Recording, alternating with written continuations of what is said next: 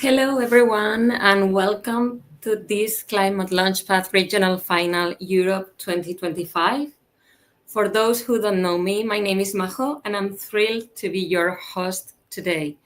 I'm the Global Operations Coordinator for Climate Launchpad, and I hope everyone is watching us all over the globe. Today, we are here for a very special reason. We are going to have the final competition from the top 7 startups from Europe. This is where climate action meets entrepreneurship, and we have so many fresh ideas becoming the green business of tomorrow.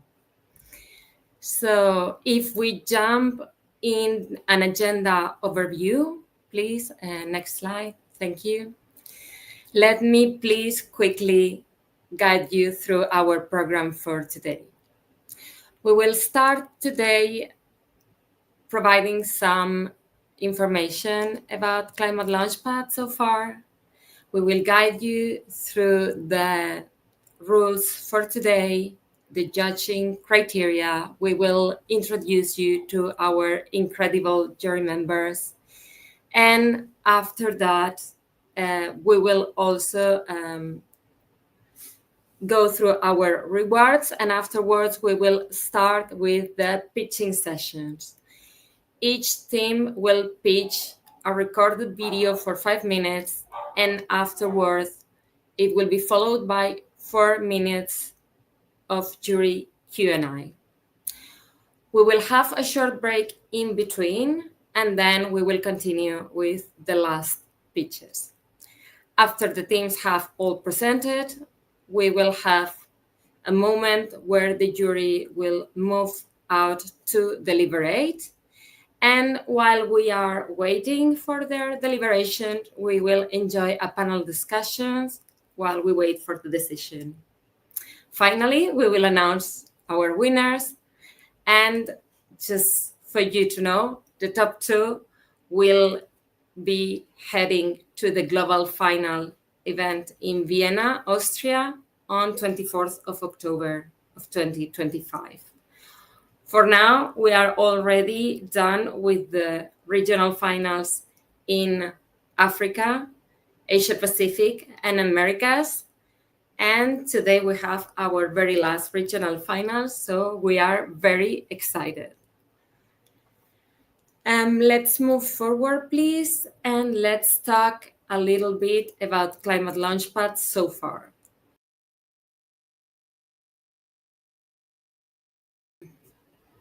We've been running already Climate Launchpad for the past 12 years, and this year is a very special year. We are celebrating finally again since 2019 a global final event in person. With more than 40 countries this year, we have received 2,773 applications worldwide, including 429 here in Europe, from 11 different countries. Out of these 421, we have the 7 finalists today. Since we started in 2014, over 70,000 business ideas have been submitted, and more than 5,000 startups have been incubated through Climate Launchpad. Together, our alumni have raised over 500 million euros in funding, and it's just huge, this complex mix of diversity of ideas. We go from food systems to clean energies, urban solutions, circular economy, adaptation and resilience. I am super wowed about all the achievements from this year, but also from Climate Launchpad history point of view. Now, I want to welcome David, our program director, to the stage. And before he says anything, I want to say something, and it's that if we are here today and if we are doing what we are doing today, it's because of David. He has imagined all these things happening, and this is what we got. Please, David, I give you the stage. Thanks, Majo, for the kind words. I really appreciate it. And good afternoon, everyone. It is an absolute joy for me to welcome you all to the Climate Launchpad Regional Final Europe live stream for 2025. I want to give a warm welcome to everybody who is joining us online on YouTube and LinkedIn today, as well as everybody who's backstage in our studio and all of the startups who are going to pitch today. As Marco mentioned, at Climate Launchpad, we are the world's largest green business ideas competition, and we proudly take early stage change makers from over 40 countries all around the world on a journey, taking the first steps towards applying entrepreneurial thinking, creating a business plan and a pitch around their ideas for climate innovation. Europe is where the Climate Launchpad program first began in 2014, and it's really special for us to be able to gather here again today online, knowing that from this region, so much climate innovation has already spread all around the globe. And as Majo has also mentioned, we're super excited this year to be returning our global grand final event in a physical format for the first time since 2019. This year, across Europe, more than 420 teams from 11 different countries dared to take their ideas out of a notebook and into the world, and that's something brave. Each one of those ideas represents the courage, creativity, and commitment to being part of the solution to climate change. But more than being a competition, Climate Launchpad is also a community with a shared belief that when we come together, collaborate, and support each other, even the smallest seeds of innovation and the earliest stage ideas have the potential to make a real impact. We're trying to build not just businesses, but also a global family of innovators, and I really mean that. Today, Europe stands alongside our other three regions in this program, Africa, the Americas, and Asia Pacific. Two teams from each of those regions have already secured their places in our global top 8 that will be pitching in Vienna. So now it's Europe's turn. Yesterday in our semi-finals, over 90 people joined the event online, a major event in itself and a real proof of the vibrancy and strength of this community. And today, the top 7 will be pitching again, the final 2, of course, taking those last spots in the global top 8. I want to take a moment to express a huge thanks to all of our local partners across the European region. We have 11 incredible national partners who make this journey possible for us every year, and I'm going to name them all. So here we go. To our teams at Undaunted, Chrysalis Leap, Darom Innovation, Thinkubator, Uptech, Avaisen, Descartes Development and Innovation, Futuri, the Startup Academy Switzerland, and I&Y Consultancy and Academy. And of course, our home team at Climate Kick, who delivered this program in the Netherlands as well. Thank you all. Your hard work, energy, and passion are the foundation of the program in Europe. And without you, none of this would have been possible. And that really is what makes this climate movement extraordinary. We have a sense of unity across different borders, different cultures, different languages. And together, we're proving that we're not alone on this journey. We're also really proud to say a thank you and give a lot of recognition to our global partners who believe in this mission and walk together with us. So Irish Aid, who have been supporting us since 2019 and have really been able to expand our reach all around the world, and Bank of America, who have been working with us for the past 5 years, have really championed this program in Europe and of course helped us expand internationally as well this year. Finally, I want to acknowledge the team that is working really hard behind the scenes today. So to our producer, Peter, thank you so much for all the efforts. To our amazing host, Majo, Emma, who's working with us behind the scenes, and of course, Alex and Felipe. Thank you so much for everything that you're putting in today. And I'm sure we're going to have an amazing event. To all of the startups who are about to pitch, remember, you actually have already won. Today is all about connection. It's about cheering for each other, about celebrating the courage that it takes to put your idea out there and give it a go and pitch. So no matter what happens today, you're all part of a much bigger story, one that stretches across 40 countries all around the world. With that, maybe we can almost get started. Back to you, Majo. Yes, but no. First, I want to challenge a little bit more. I want to ask you, David, what are the trends we are seeing in the European program this year? Yeah, great question. We've seen one major trend, I would say, and it's a move towards circularity. So, with over 420 applications, I think close to about 40% were focused on circular solutions. So, this is a big shift that we're really seeing not only in Europe, but all around the world. So, the era of circularity has begun. Also, I would like to ask you, what can we expect at the Global Grand Final in Vienna? Yeah, good question as well. We're bringing back our physical global final event for the first time in 5 years. So we're super excited to bring together our international community. There's going to be at least one representative from every participating country in the program, as well as our global top eight, a selection of our amazing partners and supporters. Some of our trainers will be joining us. Many of our national partners will also be there. And it's not only going to be about pitching, we'll be hosting an innovators fair, networking events, and breakout sessions on the climate innovation sector and trends. So we're really, really looking forward to that as well. I have one very last question, David. We have made amazing achievements this year. What do you ambition, if not for 2026, for mid and long term ambitions? Yeah, there's a few things. I think one thing that we know is really special about this program is the ability to unite communities together all around the world. We know we're not working on this alone, so I really want to lean into the power of that community, the powerful knowledge exchange that can take place, and encouraging people to network and collaborate further outside the program itself. And also, we want to bring Climate Launchpad to a country near you. So we have some expansion plans, and let's see how much more we can grow this beautiful program. Thank you very much, David. Thank you, Thank you. Maho. Good luck with the rest of the presentations, and good luck to all the teams.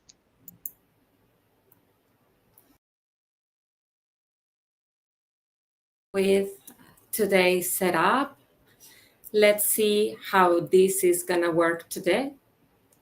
So, as a quick reminder for everyone, each startup has 5 minutes with a pre-recorded pitch.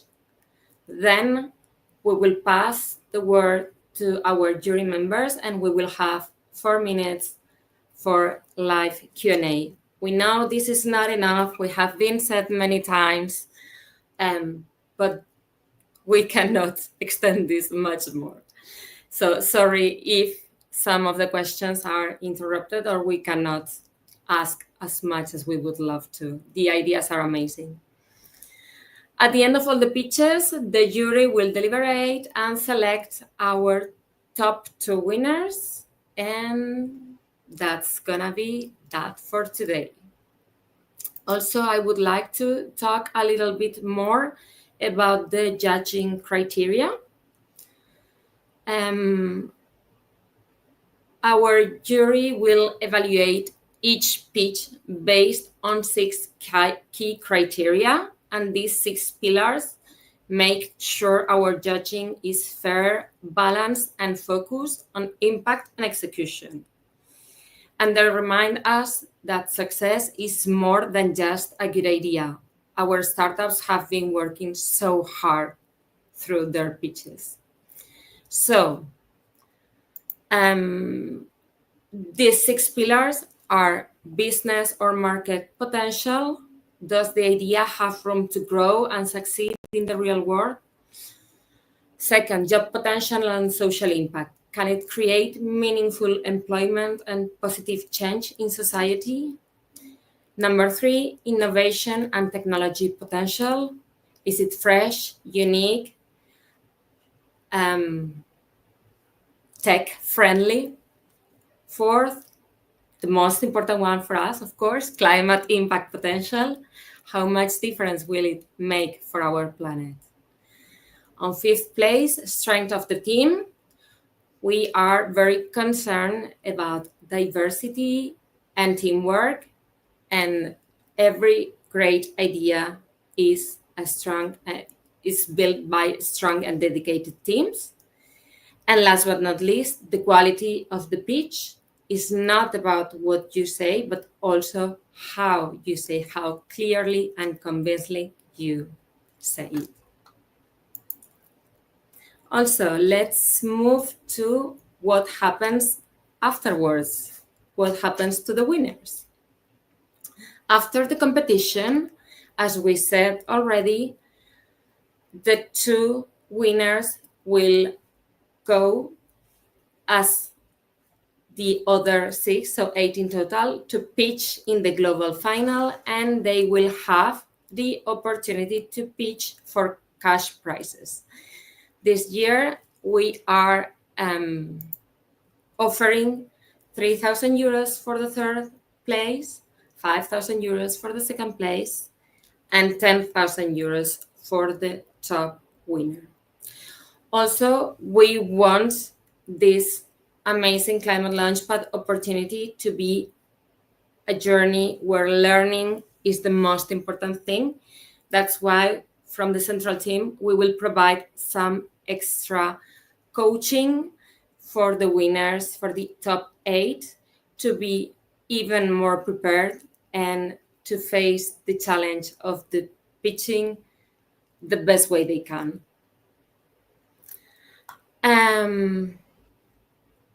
Next slide, please. Okay. As you know, we are providing a trip to Vienna to the one person of every top 1 startup from 40 plus countries this year, but that's not enough. We want everyone to join us in Vienna, and we already have some people that are joining us for sure, even covering their own costs. That's why now I would love to welcome Florian to the stage so he can provide us a better insight about this amazing opportunity. Hello, thank you all for also inviting us, or me, to be part of the jury today. And just wanted to also mention that we are as partner of the Climate Launchpad in Austria, but also for the global final and the Climate Innovation Festival here in Vienna. We are also offering the opportunity of Discover Vienna ClimateTech to, let's say, further advanced startups, so beyond prototype stage, with extra like networking excursion to Viennese startups and production side, so that you get a deep insight into what's happening in Vienna, who is there, and also if Vienna might be the right place also for you, and to expand your network basically. So yes, I said we are inviting all later stage startups also to join us here in Vienna, and also apply until this Sunday to the Discover Vienna call. You can directly scan the code and do it right there. Thank you for also sharing this. So please, please, please, everyone that is watching, all the other startups who want to join us in Vienna, please apply. We still have until the 15th. So please, please, please. You have a huge Q&R. You know where to go. Okay, let's move forward. And now it's time to meet the jury members and the teams. And we have an amazing jury today. We are super honored to have 4 amazing people.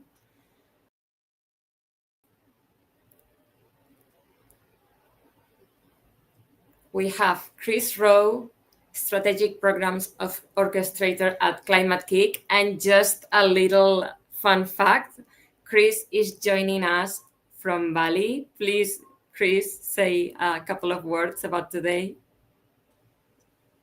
Yeah, thanks, Maho. Yeah, just very excited to be joining from Bali.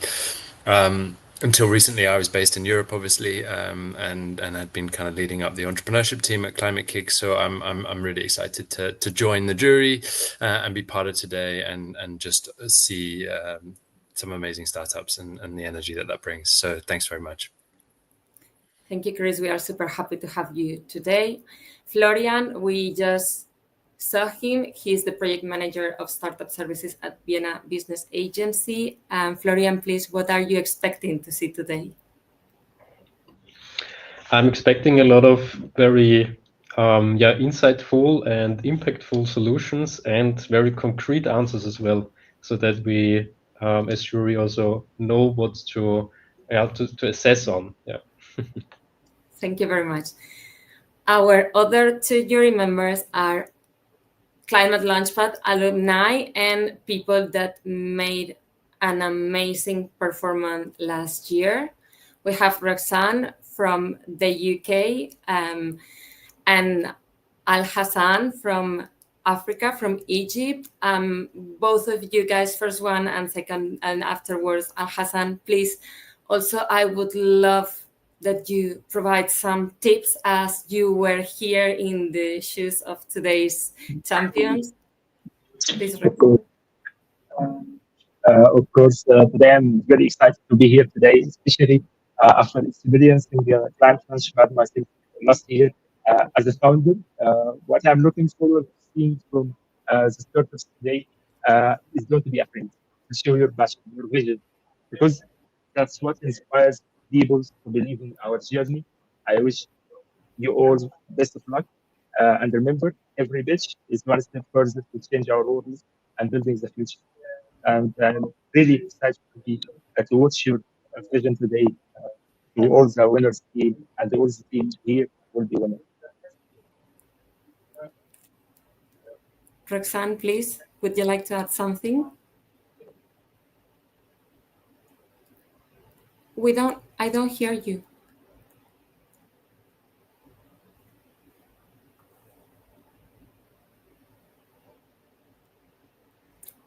We don't hear you.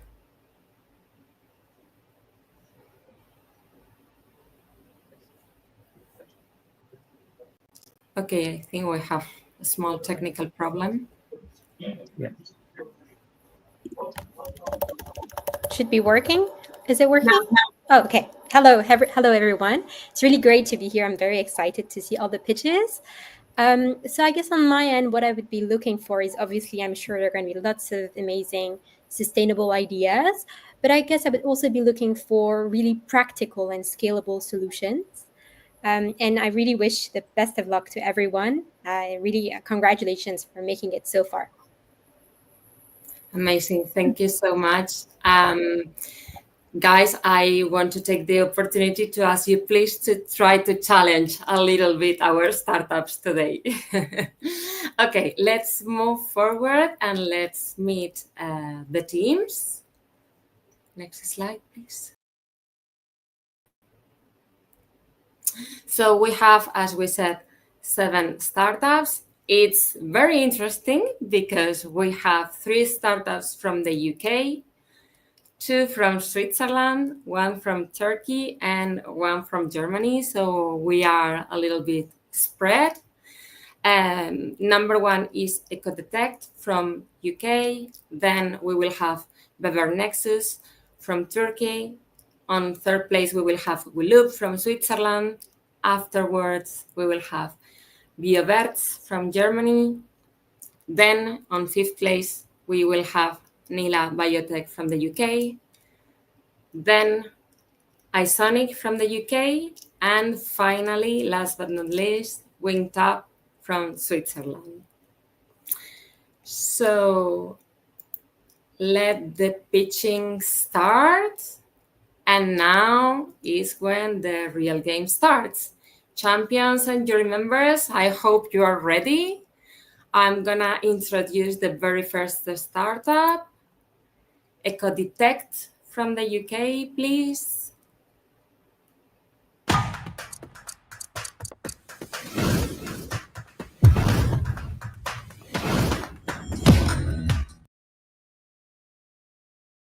afternoon, everyone. My name is David Gold, CEO and founder of Ecodetect.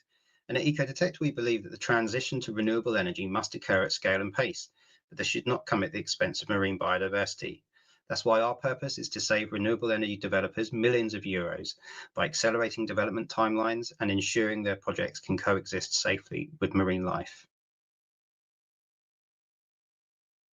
We create AI-powered wildlife detection and reporting systems for marine renewable energy developers, ensuring that they meet their legal obligations and speeding up the consenting process. Our business model is to provide a software-as-a-service solution that delivers data analytics via an annual subscription. We have 3 tiers of subscription based on number of devices, and we plan to commit customers to 3 to 5 year contracts, providing annuity income.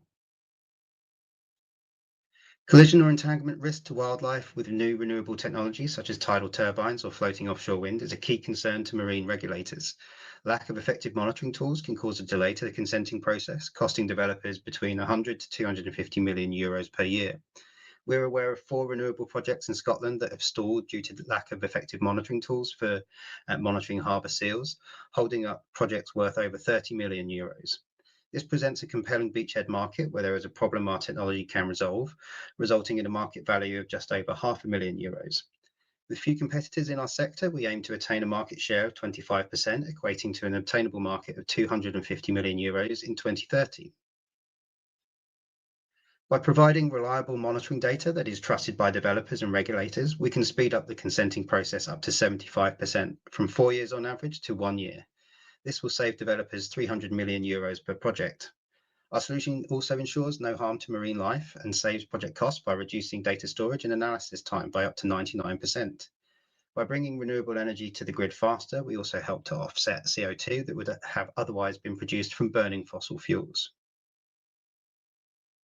We supply the right sensors and technology for our clients' marine projects and seamlessly integrate them with our powerful AI data processing and species recognition technology.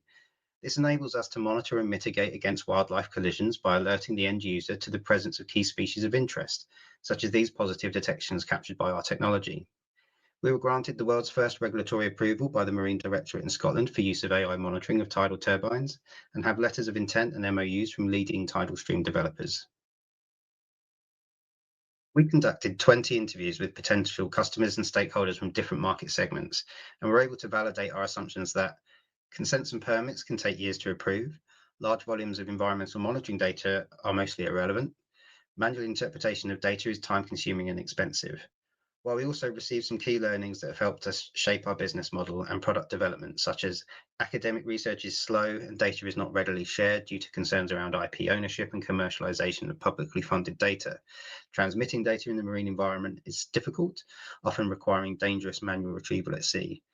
And development of a self-powered solution, not one that requires retrofitting to a client's device, is needed by our customers. In our beachhead market, we will generate a profit of around €180,000 per year, driven by annual subscriptions, multi-year contracts, and a large market share in our beachhead. We forecast a steady rise in the sale of our subscriptions, with a number of higher subscription tiers increasing as the market matures over the next 3 years. By 2030, this should be in the region of around €13 million per year. In energy to offshore wind, 1 megawatt of renewable energy offsets 2,600 tons of CO2 per year, and 1 megawatt wind turbine produces 340 tons of CO2 per year through operation and maintenance. Therefore, by helping 8 megawatts of tidal energy to come on stream in our beachhead market, we can achieve a net offset of over 18,000 tons of CO2. A diverse team comprises top-tier industry talent with decades of relevant experience. We're seeking €580,000 of pre-seed investment to scale and grow our business and meet market demand. We will do this by creating highly skilled, well-paid jobs in a rurally isolated part of North Wales, generating employment opportunities for young people in the community. We have a 5-year exit plan for a trade sale to a large corporate marine surveying and engineering company like Fugro or Tetra Tech. Thank you very much for listening. I'd like to invite any questions. Thank you.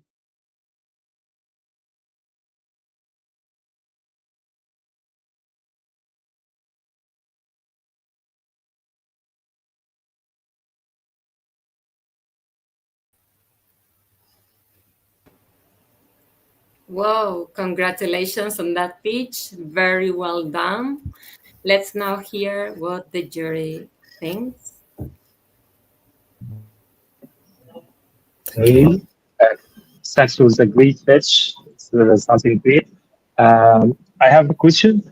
Did you sell the data from the project to universities or to university students or to research papers from you collected from the ocean? I need to know, did you pilot it or protect it from the data stolen from anything? Did you license the data you took from the ocean or not? No, we work with our customers who acquire the data themselves, and then they send us the data, and we primarily do the data processing. The way we operate is that our customers have full ownership of their data. We don't. Yes, full ownership. We don't own any of that, but we use their data to train our machine learning models, and then we have ownership of that, and we use those algorithms in other projects.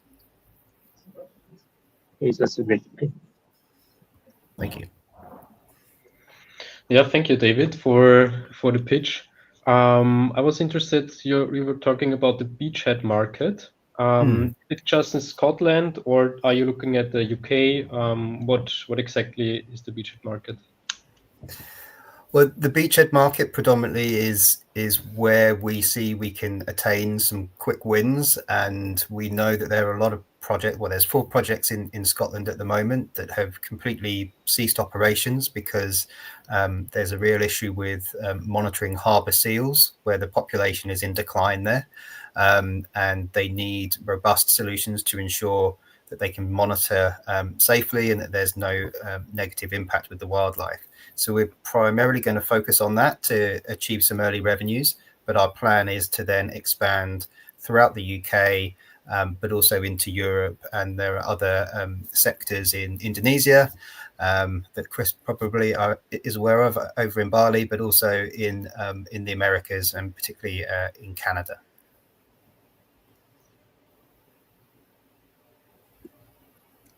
Can I ask Roxanne, a question?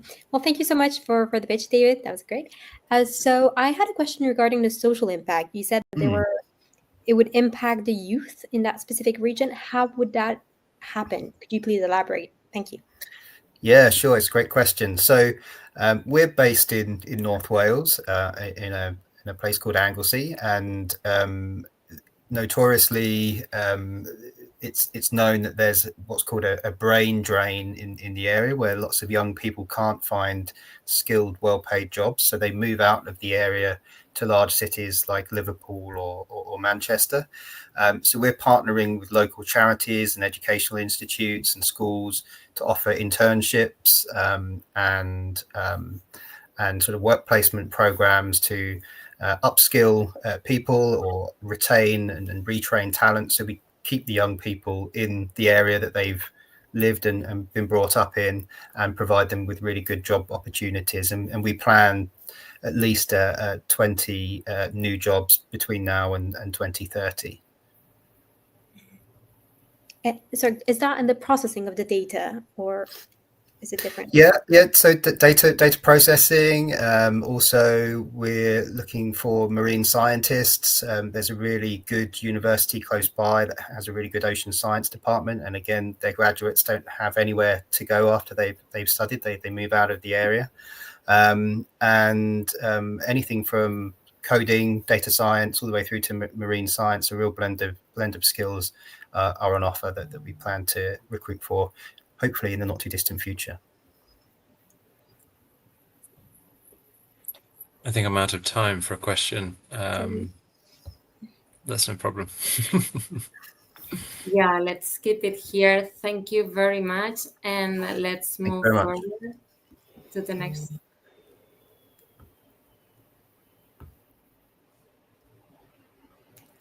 Beaver Nexus from Turkey. Now it's your turn.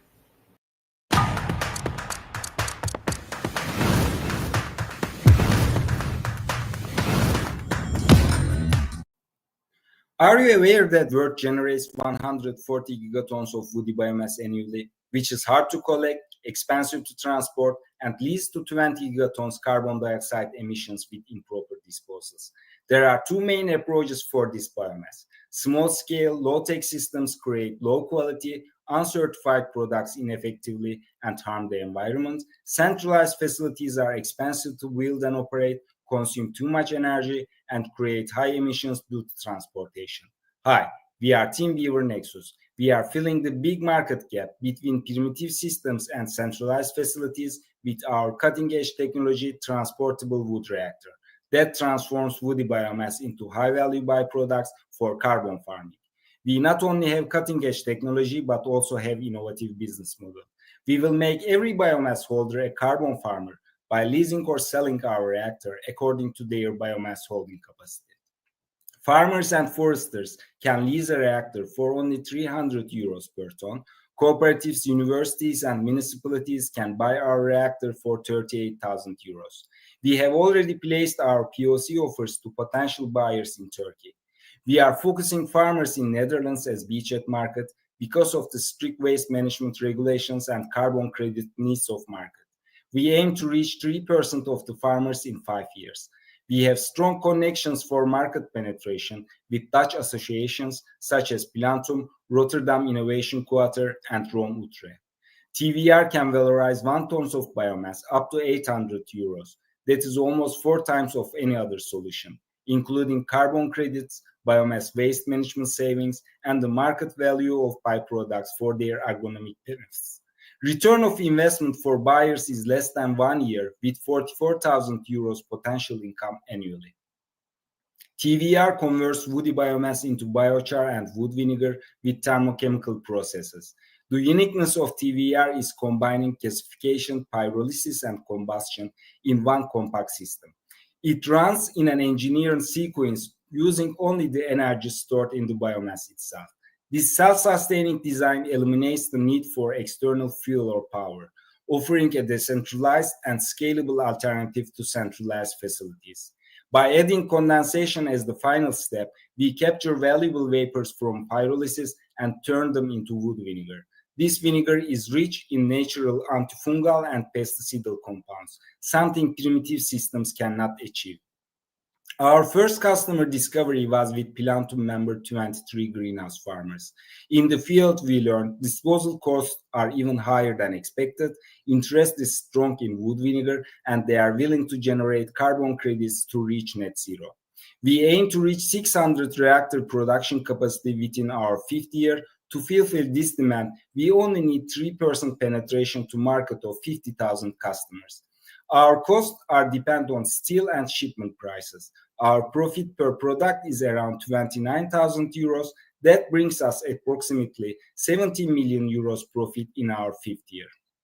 We met 8 SDGs as Beaver Nexus. When we reach our annual sales number of 600 units, we will remove 75,000 tons of carbon dioxide annually. Furthermore, 300,000 TVR that we aim to reach within 10 years can reduce 1% of EU's annual carbon emissions. For every 1 ton of biomass, conventional waste management practices releases up to 6 tons carbon dioxide equivalent into the atmosphere. Thanks to biochar's exceptional carbon holding capacity, our technology not only prevents these releases, but also achieves net negative carbon emissions. On the other hand, TVR will be a rural employment opportunity by enabling carbon farming for everybody. Our team brings deep domain expertise. I have over 15 years in mechanical engineering and pursuing a PhD focused on thermal decomposition systems. Altan leverages a strong network in Dutch horticulture through Plantum and Fideberlik partnerships. Oğulcan is a PhD researcher specializing in waste management and biochar usage in agriculture. Our key team members, Sinan, Ersin, Hakan, and Merve, brings more than 60 years of experience in software development, IoT technologies, automation, marketing, and economics. We will be present wherever biomass exists, even in space. Join us for democratizing carbon capture.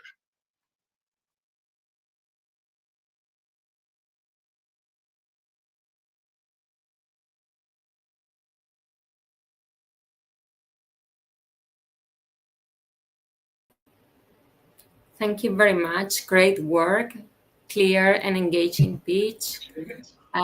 Before we start in with the Q&A, jury members, please remember to add your scores.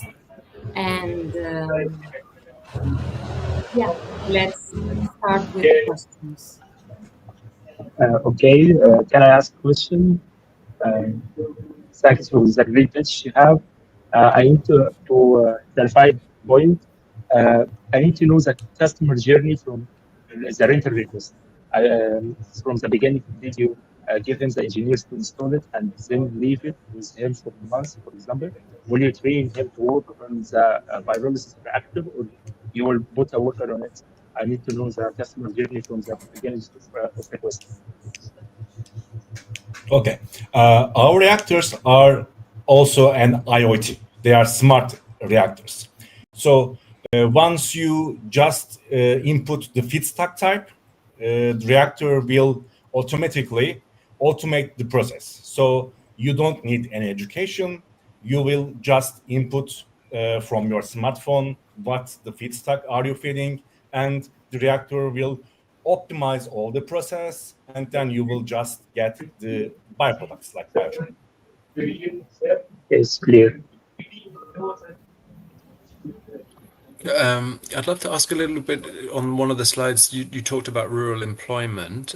Could you just dive into that a little bit more clearly about the kind of, the element of that within your business model and also the impact that you expect to see within the rural context? Thank you.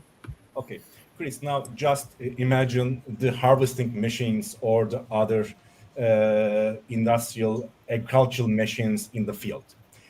The transportable wood reactor will be a machine like this in the field. Anybody can buy our reactor, for example, in the rural sites, and can transform our reactor wherever the biomass exists in the area. Then transforms the biomass there with our reactor into some additional byproducts, can give 30% of the byproducts to the farmer to use in its operations, and other parts can be income for the reactor user, or reactor user can do this process like as a service, like the other harvesting machines or other agricultural machines in the field. Thank you very much for the pitch. My question is regarding your competitors, because I know biomass is being used in a wide range of different technologies and not only for compost or burning, especially in European countries. So could you please elaborate on who your competitors are and how your climate impact would be more beneficial in comparison to them? Okay, so when it comes to biochar production, we have two main competitors. One is the big facilitations, big facilities, and the primitive systems. But primitive systems are also disturbing and harming the environment. And big facilities need very big investments and electricity. But when it comes to waste management, our thing is that when you transport any woody or agricultural waste outside the 30 kilometers of peripheral, then the logistic cost is higher than the cost of the biomass feed. So we have many competitors, but when it comes to on-site processing, we have a very unique business model because we can process on-site without transporting. Any very last comment or question? Yeah, very shortly, what do I do with the output as a farmer? Okay, biochar is a very good soil enhancer with 6 times of soil water absorbent capacity and clears the toxic wastes. And pyrolytic acid, the wood vinegar, is very powerful pesticide and fungicide, and there are many academic researchers and also commercial products in the market from both of them. Thank you very much. We went a little bit over time. Now let's please jump into Switzerland. The next startup is weLoop.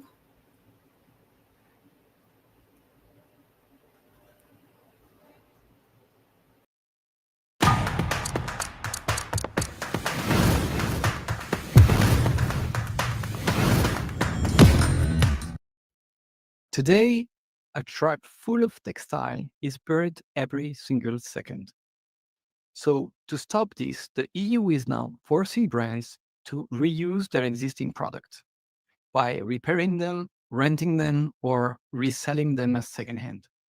And this process is known as re-commerce. But the issue is that if a brand wants to adapt their existing website to offer those new solutions, they will have to invest tens of thousands of euros. So obviously, most of them cannot afford it. And that's why we created weLoop.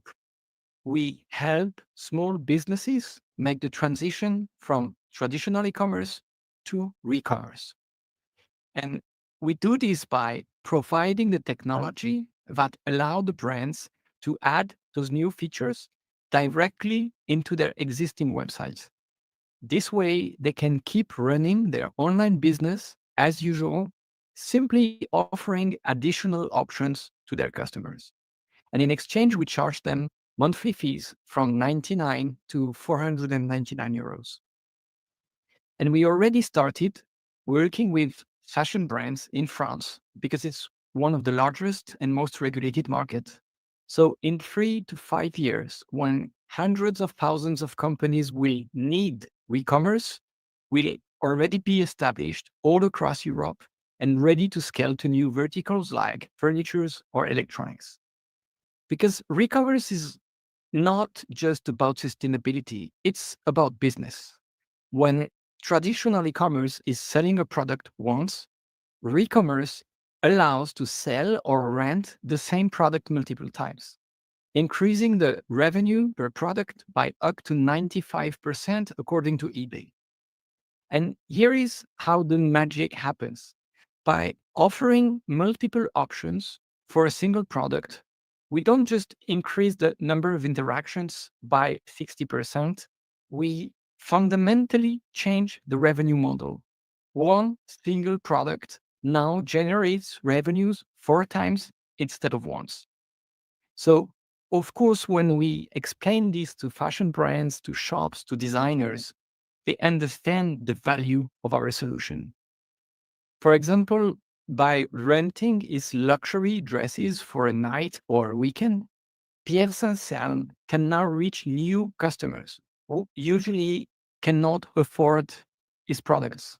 And for brands like Joti in Berlin, reselling their own product as secondhand on their own website is a way to capture this slice of the profit that usually goes to external platforms like eBay or Vinted.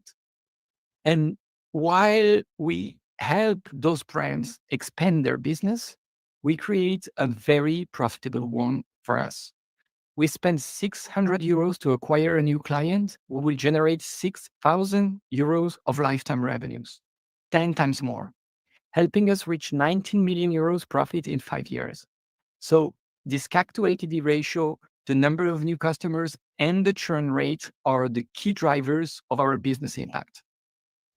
And our climate impact is also huge, simply because we help the brands reuse their product instead of manufacturing new one.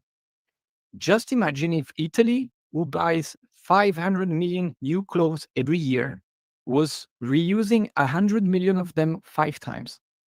This would reduce the CO2 equivalent emissions by 75%, saving 8 million tons of emissions, the equivalent of all the flights landing in Rome for the past 7 years.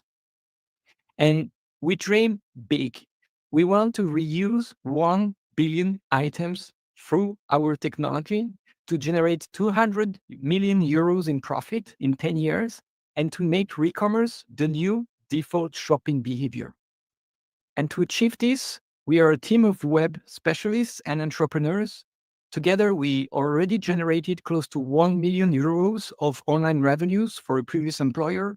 And with the help of our advisors and our huge network in the industry, we will lead the transformation from e-commerce to re-commerce. Thank you.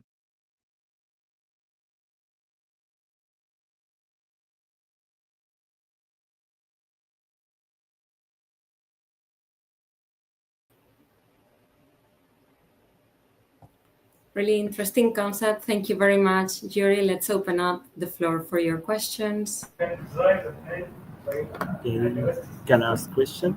Did you hear me well now? Yes. Okay. An excellent idea. I really like it, but I have a question here. At some point, when there is no one to rent now at this time, will you store the product, the luxury, and not just do marketplace linking customers only? So you have your own stock of it. You have the asset, I mean. No, so we do not have stocks.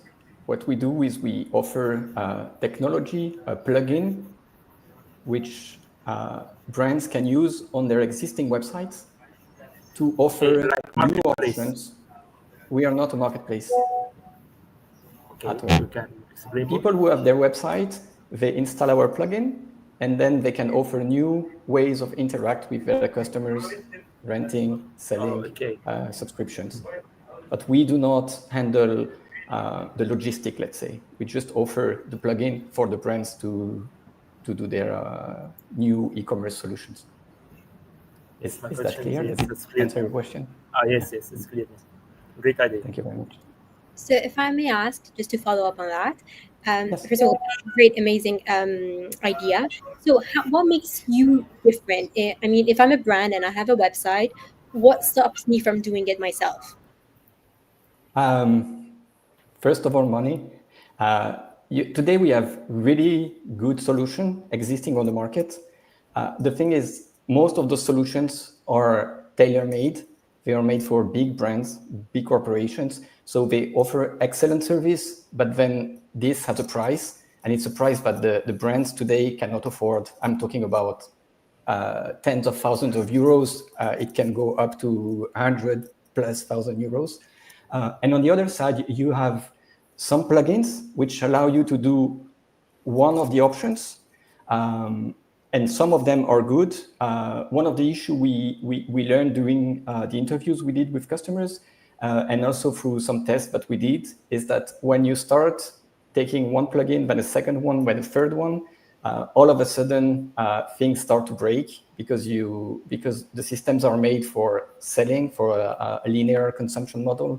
And then one plugin at some point is saying that a product is available, and another plugin considers that it's not available because they operate different ways.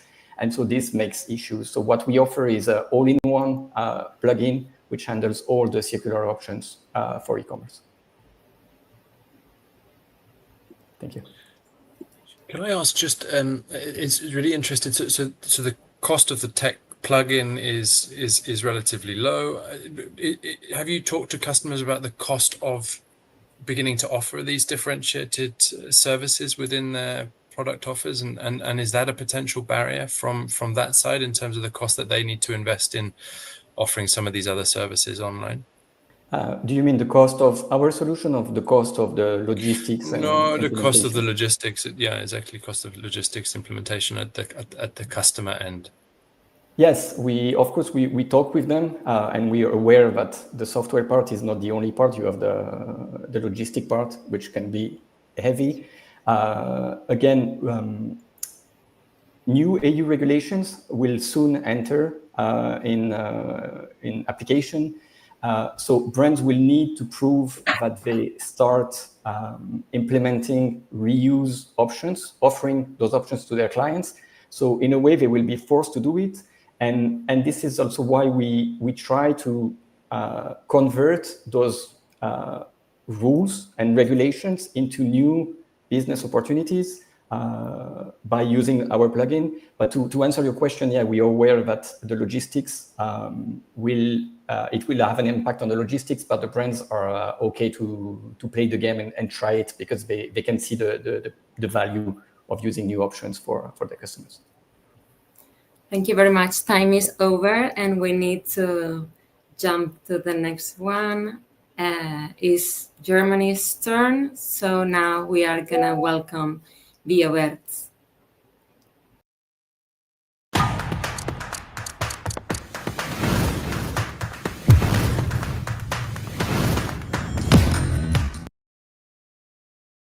Every year, more than 1.3 billion tons of wood waste and agricultural byproducts are being incinerated or simply landfilled, not to mention many industries who are heavily dependent on fossil-based materials and generate globally over 11 billion tons of carbon emissions.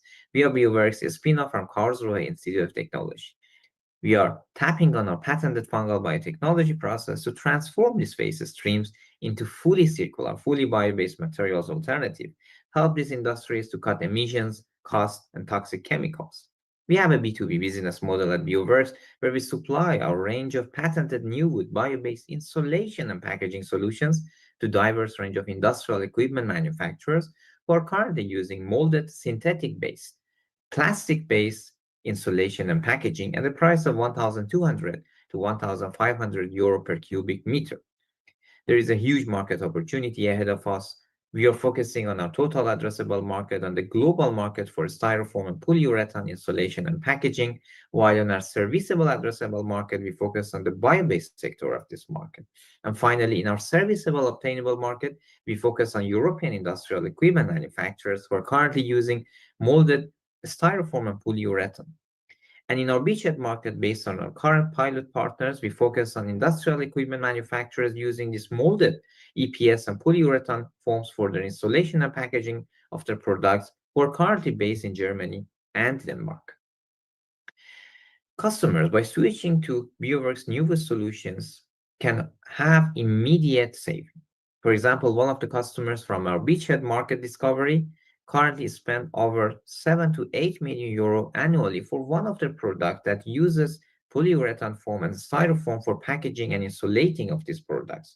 By switching to new wood, we can help them to save more than 50% of this cost, not to mention the easy integration and seamless integration that we can offer to them without any changes to their current production and process, something that not other mycelium-based startups can offer. Let's talk about how we do it. We use only wood waste and agricultural byproducts, nothing else. Using our patented fungal biotechnology, we create a bio-based binder capacity within this discrete organic substrate, where we combine them with our fungal biotechnology process to create diverse range of product portfolio for installation as well as packaging. Most importantly, we don't use any synthetic binders. We don't use any glue, and that makes our product fully circular, fully bio-based. Means at the end of its life cycle, we can reuse them many times to create new products together with our fungal biotechnology process. Most importantly, it meant to be a scalable manufacturing process, something that not the other mycelium-based startups can offer. We talked to over 23 customers globally, and we found that cost efficiency is a primary driver, scalability is key, disposal cost of synthetic EPS or PU foams posing challenges, and sustainability matters. All these are addressed by our Biowerkz new wood solutions by offering a cost-competitive, scalable solution that has no associated disposal cost. Looking into our beachhead market, just having 3% of the market share, we forecast to achieve a 32 million euro profit per year within the next 4 to 5 years, which is driven by cost-efficient process that we developed, regulations that phase out the synthetic insulation and packaging, our plug-and-play performance, and most importantly, a scalable manufacturing process. The impact that switching to new wood can bring are immense. For example, one of our customers, by switching to new wood for one of their product portfolio, they can save more than 90% of their annual emissions, which can be translated to planting thousands of trees or saving hundreds of cars from the road. And this is just one customer. The impact at the scale is immense. We are a team of seasoned scientists and entrepreneurs with more than 60 years of experience in bioengineering, material science, and product portfolio development.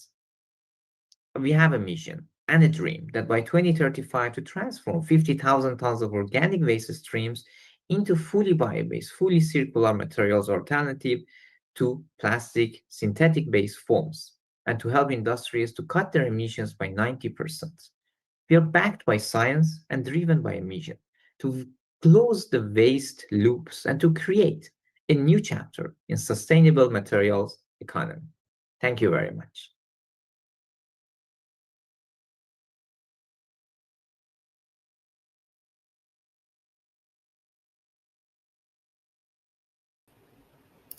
Super inspiring. Thank you very much. Let's hear now what the jury would like to explore.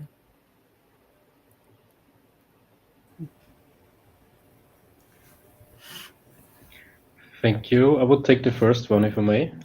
Very, very interesting concept. I was asking myself, can you give us an insight into your cost structure? Because you said the cost of a product is €1. Could you explain how you come to this number and what is the basis of that? Thank you for the question. Fantastic. So the cost structure comes from the use of the waste resources that we get and we supply by our current partners, coming from a range of wood mills, sawmills, factories that they have extensive amount of wood waste, and also agricultural farms that we work throughout Germany, Netherlands, Denmark, that they have additional or basically excess byproducts that normally they have to burn it either for any energy recovery, but partly they have to get rid of it. And that's why our raw material comes at a very much fraction of the cost. So majority of the cost comes from the production and of course the process that we have to use the advanced machineries that we have developed. In terms of the cost per cubic meter, of course, why we have the range? Because depending on the application, for case of our pilot customers, depending on, for example, the thermal expansion, thermal coefficient, and the density that they require, that cost can change depending on the final product that they need and based on the needs that they want to have based on their current product, basically performances. If I may ask the next question. So great idea. Thank you so much. So my question is more on the side of, you said you are a mycelium-based company. You do use other agricultural byproducts, but your main IP lies in the mycelium. So I was wondering, how do you differentiate yourself exactly from the other mycelium companies? Because you said that you can be industrial while they wouldn't be able. If you could elaborate on that, would be great. Thank you. Sure. Thank you. So basically, our technology or IP is not only about development of mycelium materials, it's also about the technology to make it scalable. So it's basically a package that comes with the material and also the machineries, the design that we use to make it scalable. Also, the product we are addressing is some area that hasn't been touched by any other companies, like the molded insulation. That is also one unique aspect of our technology. But I would say the scalability and the business model that we are offering to our customers is what makes us apart. And I would also like to say that it's also over 10 years of working experience in this mycelium area that would make us different. Yeah, it's basically we collect a lot of expertise and we are proud of that. Thank you. Okay, let me ask a question. I need to ask about the mechanical tests, about the bending and compression from the ISO products in the market. Did you test the fire and emission certifications? That's I need to know this point. Quickly, I need to ask about the. Did you make contract with the buyer to replace this model after it collapsed or any failure? You can go through the answer. Sure. So I would go through the first question, which is about the mechanical performance and fire performance. We have done all the tests, but whatever test we have done is the lab test. We have used the facilities at Karlsruhe Institute of Technology to make sure that we are basically similar or in some cases better than the current materials which is used in these matters, but we have not certified our test. That is basically what we are trying to do at the moment with the financing that we are hoping to get partly from this event, hopefully, to help us basically certify the material, especially for the applications that we are addressing at the moment. We need to have a fire certification as the first certification to get. Your other question is what puts you what delays the certification of this idea? Basically, is the cost that we need to cover. So we did the test using the standards, using the current standards based on EU mainly, but to make it certified, the cost is a lot more than what we can afford at the moment. Yeah, okay, but what we are doing is through pilot projects. It's a nice project. Thank you.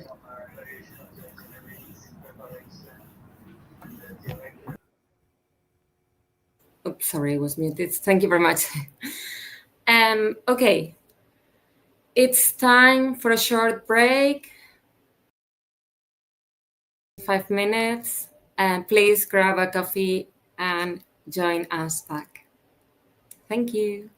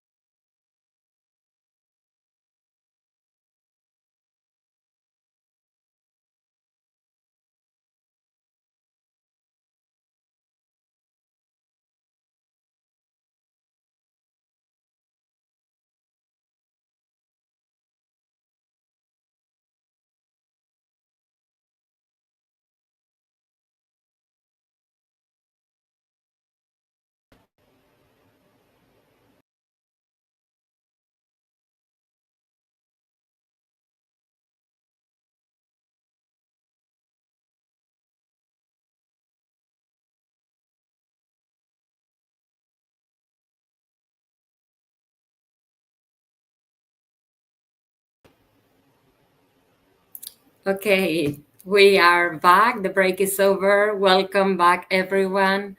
We hope you are having fun, you're enjoying the session. And well, let's go to the next startup. There are 3 more to come.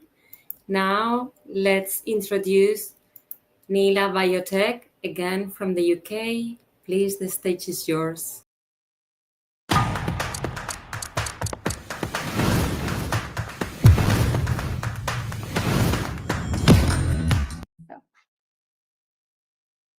300 tons of CO2 is what I emitted when I took my first flight from Delhi to London. That's twice the amount of CO2 I would have emitted in my entire lifetime had I never left India. Aviation is the most emission-intensive mode of transport, and we are here to fix that. At Nila Biotech, we're producing sustainable aviation fuel, also called SAFs, for our customers that are airlines like United, British Airways, and SAF off-takers like Microsoft or banks. And we're asking for $2,750 per ton for this fuel. Our beachhead market is SAF at London Heathrow Airport, which is already at $500 million, driven by airlines' net zero targets and the mandates already in place. Now, Heathrow recently announced plans to add a 3rd runway, and it aims to offset the additional emissions by buying more SAF than this. We also recently got in collaboration with British Airways through their innovation program, which gives us direct access to this market. But this market is growing rapidly, and just in the EU and UK, it would hit $13.5 billion by 2030. At Nila Biotech, we aim to provide the most scalable and low-cost sustainable aviation fuel in the market, while our competitors are struggling with very energy-intensive processes, expensive equipment, and feedstock limitations. We use abundant waste streams as feedstock, which are not limited, and we use a nature-inspired microbial process, which helps us to bring down the OpEx. And we can use existing biogas and refinery infrastructure, which also helps us to bring down capital expenditures. So our solution is a drop-in solution, which can be used today in existing aircrafts and airport infrastructure. And since we use waste streams as feedstock, our SAF our fuel is carbon negative and completely eliminates any contrails. So let's dive a little bit more into the process we're using. Our main innovation lies in our controlled microbial upcycling process, which is based on anaerobic digestion in biogas plants, but uses modern tools of synthetic biology and AI. And those help us to convert waste streams from food, agriculture, and seaweed source into fatty acids as our platform chemical, which can then be further refined using existing infrastructure into carbon negative aviation fuels. Now, over the past few months, we conducted over 60 interviews with stakeholders across the whole SAF value chain, ranging from feedstock suppliers to airlines to SAF off-takers to policymakers, and we learned a lot. We learned that more than 90% of the airlines will buy SAF, even if the mandates disappear tomorrow. And 100% of the fuel producers confirmed that they're desperately looking for novel feedstock like our fatty acids. And then we spoke to major oil and gas companies to confirm that we can use the existing biogas plant and refinery infrastructure, which significantly reduces our capital cost requirements. Now, in 3 years' time, the UK jet fuel market would be 13 million tons. And we're assuming that SAF would take at least 6.7% of that market share based on the current projection and mandates. Now, that equates to 865 kiloton of SAF, and we'll take 11.6% of that market share. And that equates to 100 kiloton SAF capacity, which we plan to have in the next 3 years. Based on the current prices and the cost from our techno-economic assessment, this means that we'll earn margins of $115 million per year. Since we use waste streams to produce our fuel, we can save up to 34 megatons of CO2 annually, just at our beachhead market in London Heathrow. And while our competitors often use energy crops and us, we use waste streams, we can also save up to 100,000 hectares of agricultural land at our scale plant. This positive climate impact was recognized as the first prize in the 2025 Climate Challenge. Our team brings a unique blend of experience from aviation and synthetic biology. So this is Dipanshu, he's the CEO of Nila Biotech, led business development at Aviation Impact Accelerator, is a PhD in aerospace from Oxford, and expertise in aircraft engines with Rolls-Royce.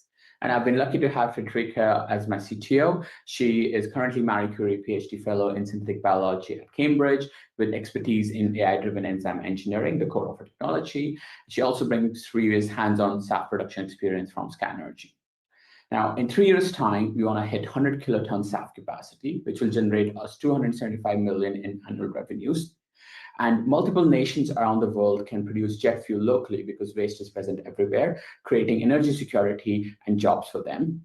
And finally, we are here to power the future of flight with carbon negative fuels. And we ask you to get on board and join us on this journey. Thank you.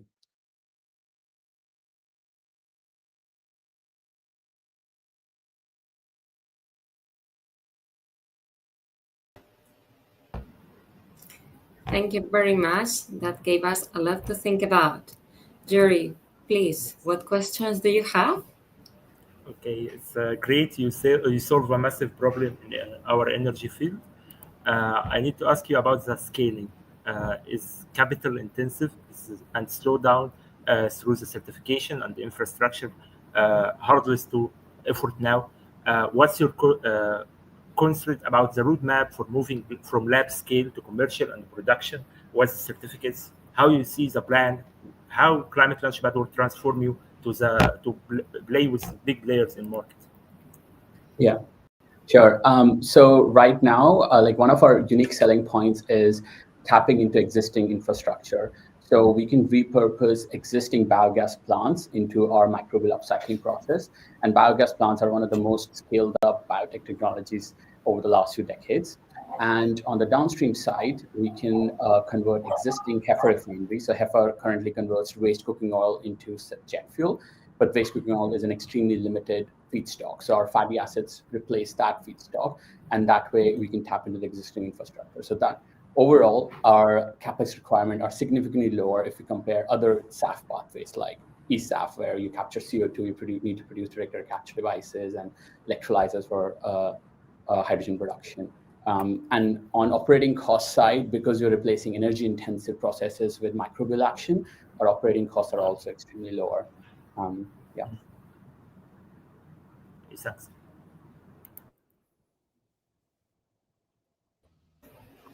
Yeah, thank you for the recording pitch. I was wondering if you know, like, how easy is it for existing biofuel producers to pivot from like energy crops to the side products or like waste that you are using?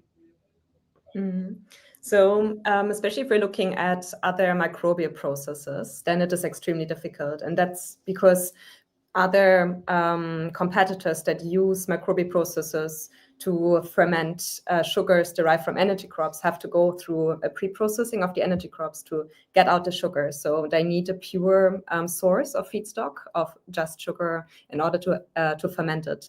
And if they want to stick to the same fermentation methods that they have, they could not use any other waste streams. That's also why it's not done at the moment. The way how we are different is that we use mixed culture fermentation. So it's a completely different way of fermenting. It does not need sterile conditions. That's why it's so much cheaper and can also be done in like way cheaper equipment. So thank you so much for the pitch. It was great. So what I'm not really understanding very well is how you will be scaling the logistics of it, because from what I understand, you would require a lot of feedstock, and usually these kind of wastes are really spread across geographical areas. So how would you be tackling that? Yeah, no, that's a very relevant concern, and that's how we structured our technical approach. So essentially, through this AI-driven synthetic microbial community approach, we can tailor our process to different feedstocks. So unlike other SAF companies, we're not locked into one particular feedstock. We can leverage food waste, agricultural residue, seaweed. So essentially, depending on the geography and the amount of these feedstock that is available, we can tailor the process and produce SAF. And just to give an estimate for our 100 kiloton SAF plant that we are planning, the world today produces 1.5 billion tons of food waste. So we need 0.0 meet that 100 kiloton requirement. Thank you. Question, is there anyone in your team apart from you both, or in terms of advisors or anyone else that you're working with? That would be great. Thank you. Yeah. So we just hired an AI engineer to join us as our first employee, and have two advisors on board, Professor Rob Miller's director of a lab at Cambridge, and Kevin, who's the CEO of Ampere, leading sustainable aviation company in the US. And we're currently still looking for a third advisor that helps us with specific expertise from biotech scaling, and also to help us address the questions that you just raised. Thank you very much.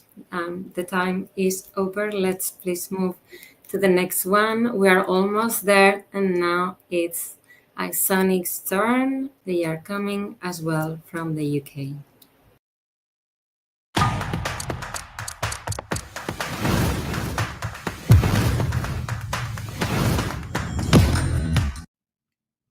Hi everyone, I'm Hal from Team Isonic, and we empower reliable wind energy generation with ice prevention technology.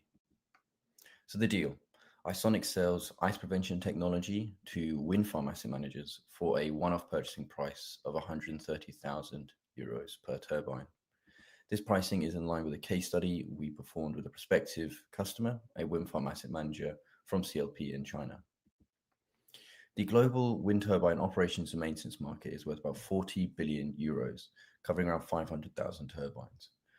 But 65% of all wind farms globally experience icing issues. Those regions most affected are North America, Northern Europe, and China. But our beachhead will be Sweden. This is because we've collaborated with Algorithm Energy, who are a data transparency company for wind farm managers, who have connected us with real wind farm managers there who need our tech. Additionally, governments around the Baltic Sea are now starting to mandate ice prevention technology. The farms experiencing icing can lose up to 20% of their annual energy production, and Sweden sits at the higher end of that bracket, which is another reason why we chose it as our beachhead. These wind farm managers lose around 130,000 euros per turbine per year. So Isonic's value proposition is we help these wind farm managers who are experiencing icing to maximize their profits by providing ice prevention technology. And over the 7-year lifespan of our product, we recover 780,000 euros in revenue per turbine that would have been previously lost to icing. So how does it work? Our innovative attachment method allows our tech to be retrofitted inside the blade during regular maintenance hours using common repair techniques.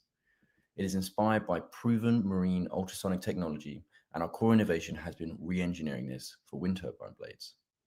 It uses ultrasonic sound waves to prevent ice buildup from ever occurring. And importantly, it's 10 times more energy efficient than competitors and uses no toxic chemicals. So my team went to eWorld in Germany, Europe's largest renewable energy conference, and we spoke with industry experts, respective customers, and they validated that icing is a serious problem. When we asked what they're currently doing about this, they said that current solutions don't work. You can either heat the entire inside of the blade, which is really expensive, or you can cover the blade in hydrophobic coatings that contain toxic chemicals like PFAS and need to be reapplied often. We also needed to understand the core of the problem, so we did some data analytics with Algorithm Energy, and that showed that the bulk of the energy losses comes from the aerodynamic effects. So you can't just remove ice once it's built up, you have to prevent it from ever forming. By year 5, we project an annual profit of about 36 million euros, and this forecast is driven by 2 key cost factors. Firstly being the manufacturing costs of our custom transducer and the installation costs. Our next step is to complete a pilot program, which we're already negotiating with Scottish Power and Offshore Renewable Energy Catapult. And once we validated this tech at scale, we're confident we can capture 30% of our initial beachhead market of 8,000 turbines, as current solutions are simply so ineffective. In the future, we hope to add blade health monitoring capabilities to our tech and provide personalized data analytics, which gives us an additional recurring revenue stream. But icing isn't just an efficiency issue, it's a climate problem. If we assume that lost wind power is fully replaced by fossil fuels, that's 50 million kilograms of extra CO2 per year. With our tech, that scenario is avoided, and we save 50 million kilograms of CO2 emissions and keep wind producing clean energy exactly when it's needed most, during peak winter demand. So this is the Isonic team. There's Hal, that's me, and Mara. We met on the Cleantech Innovation Masters at Imperial College London. I'm a design engineer, and Mara has a background in business and management, and combined we have 2 years worth of clean tech startup experience. For our goals, in 5 years, we aim to save 613,000 kilowatt hours of energy that would have been lost to icing. Next, we want to unlock new geographies with even higher wind potential that were previously inaccessible due to icing. And our long-term vision is to protect against other weather issues like dust and pollen and expand into new sectors like solar, marine, power lines, train tracks, and more. It's been a pleasure to pitch for you. We're Isonic, and we empower reliable wind energy generation with ice prevention technology.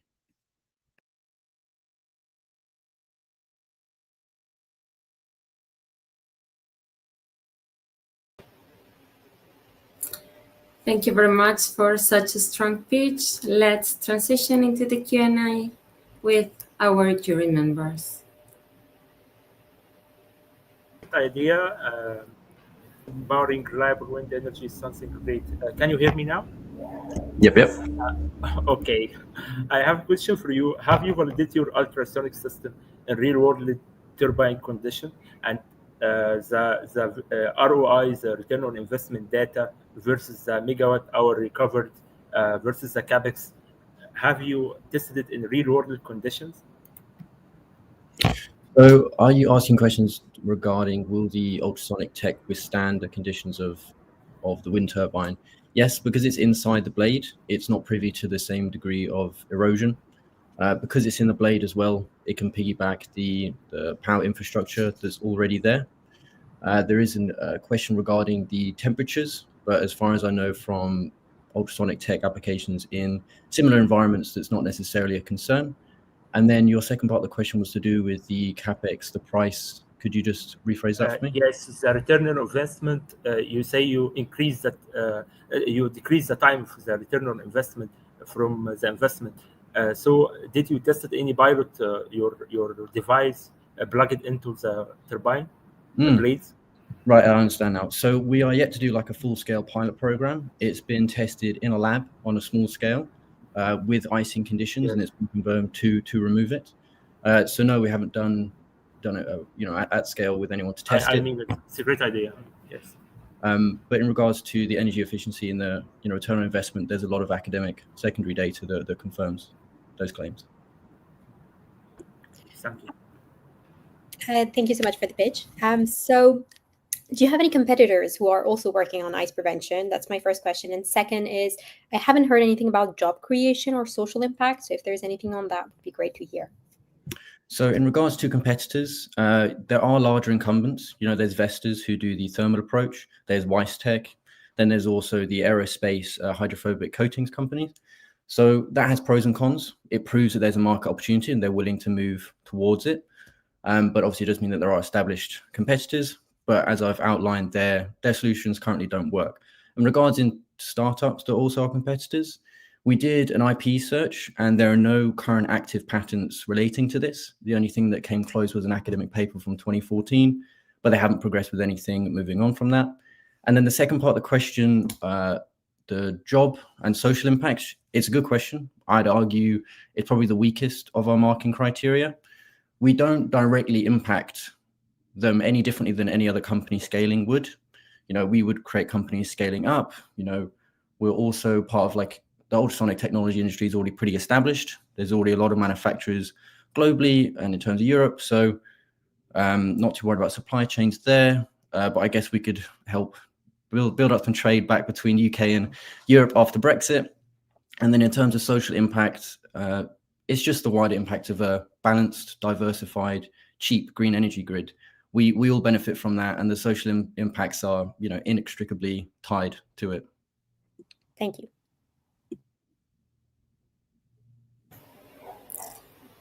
Any other questions, feedback, comment, concerns? Thanks, Hauk. Maybe you could just talk me through your climate impact forecasting and potential, and you sort of had judged that the full replacement for the wind turbine would be green energy. So maybe you could just talk through those assumptions that you held there in making those projections. Of course. So the main assumption is we're assuming that the 20% energy losses are fully made up for by fossil fuels. That obviously might not be the case depending on the sectors of the energy grid. Obviously, if it's more fossil fuel based, then that's more likely to be true. So that was the key assumption. From that 20%, we figured out how many kilowatt hours would be produced and then simply converted that into CO2 equivalent. But it also slightly glosses over in terms of our competitors, we are the more sustainable choice. So heating of the blade, because it's done when it's stood still, it actually draws from the grid. So again, depending on the grid itself, that could be 15% fossil fuel usage throughout the year. That's the recurring energy requirements for that. And then for the coatings themselves, as I said, that they contain PFAS amongst other really horrid chemicals that are already in the question of being sort of banned. So yeah, in terms of competitors, we're the more sustainable option, and more green energy means more impact. Thank you very much. Time is over. Let's move Thank you. to the very last one, last but not least. And again, moving back to the Alps, let's go to Winktap.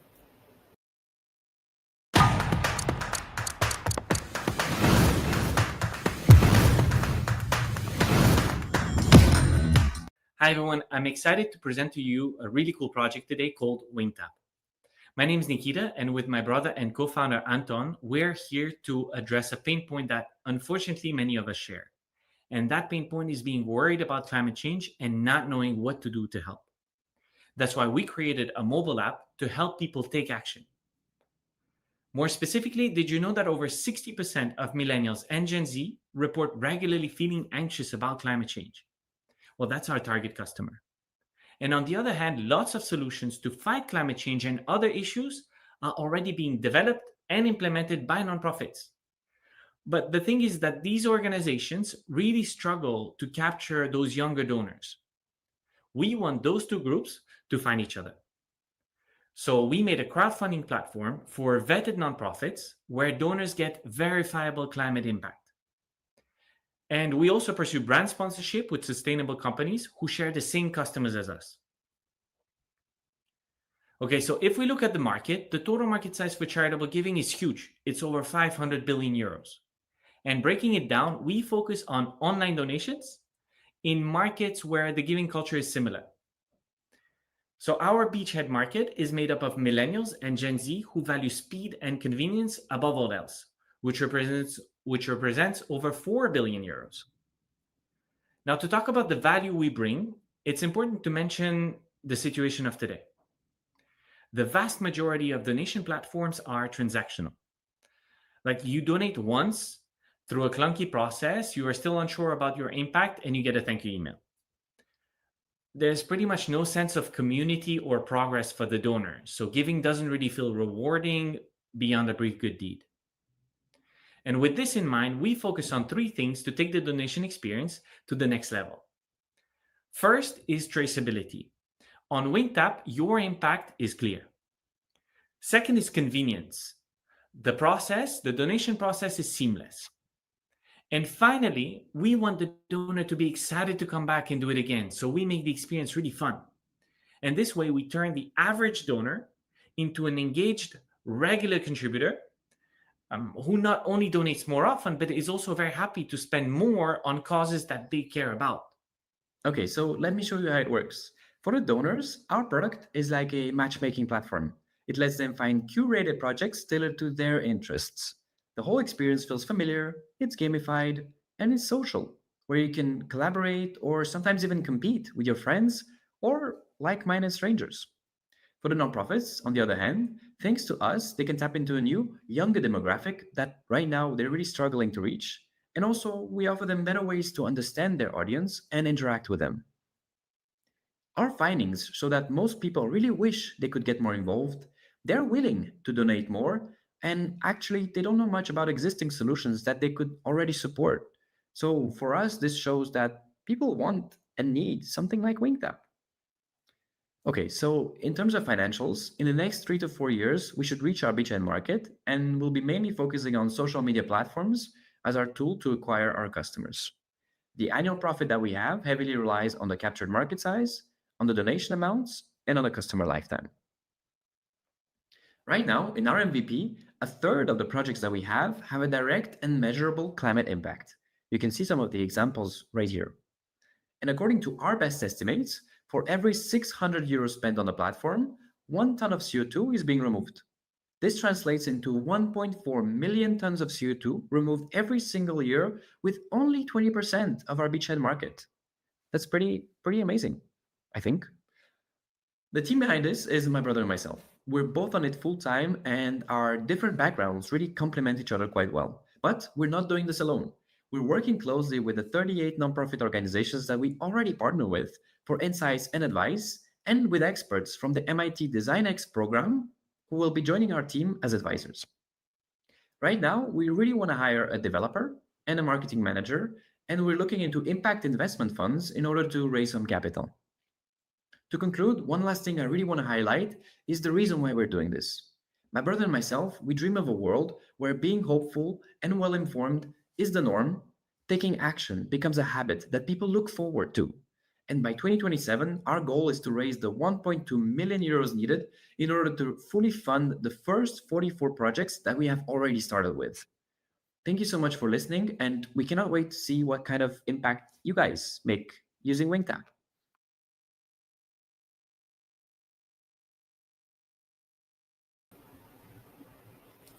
This was so inspiring. Please, your members, go ahead with your questions. Yes, nice pitch and the great social impact you have. I need to ask you guys some business questions. What makes Winktap truly different from existing donation platforms? I know some platforms makes this, and how you will sustain revenue while keeping trust and transparency from NGOs and donors you have in the market. So maybe the first question is how we're different from other platforms. Yes. Most platforms today, so we have traditional platforms that are very more transactional, so you don't have that habit forming, more, let's say, exciting experience. So we really focus on the user experience from the donor. Others are more niche platforms focusing on a specific area of improvement, for example, reforestation. And we offer like a more complete experience for the donors that is social as well, that has those gamified features. So that's where we really stand out compared to the existing platforms. And regarding the business model, so how do we keep transparent? So our key is transparency, and so is what also we require from the nonprofits. And they are the ones sharing with us updates about the projects and about the funds that we give them. They share with us and our users updates about what they did with the money and what they did with the projects and how it's going. So that's a bit how it goes. Nice, great.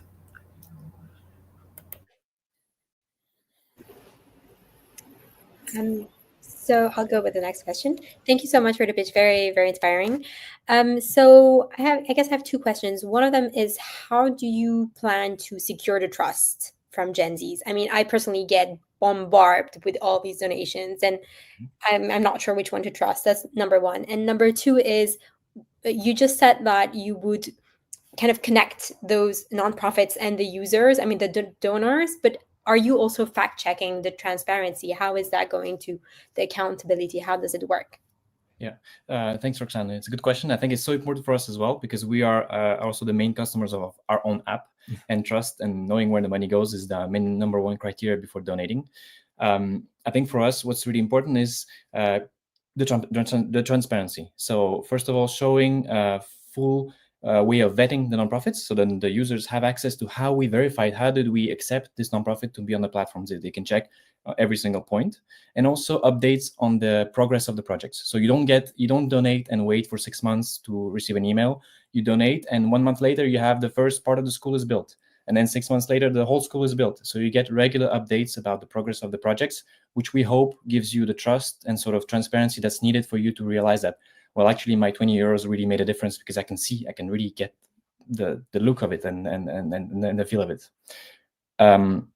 Then for the transparency of the nonprofits and how do we check that they're legit, we have, like maybe mentioned already, we have a full-fledged vetting process where we look at the financials, we look at their reputation, we have a very close contact with the leaders from the nonprofits to make sure that our values align, and overall we do it all very transparently, that every information that we find and we get, we make it available for the donors to verify themselves if they want to double check. Thank you.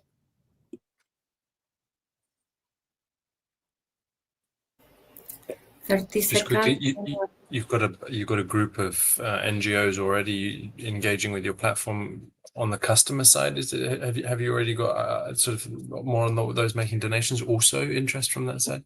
Yes, so we have actually through different channels we got them, but we have over 100 users at the moment, 3,500 euros in donations. So we have an MVP without any marketing campaign so far and so on. So just with organic growth, we managed to get already some results and some insights from users.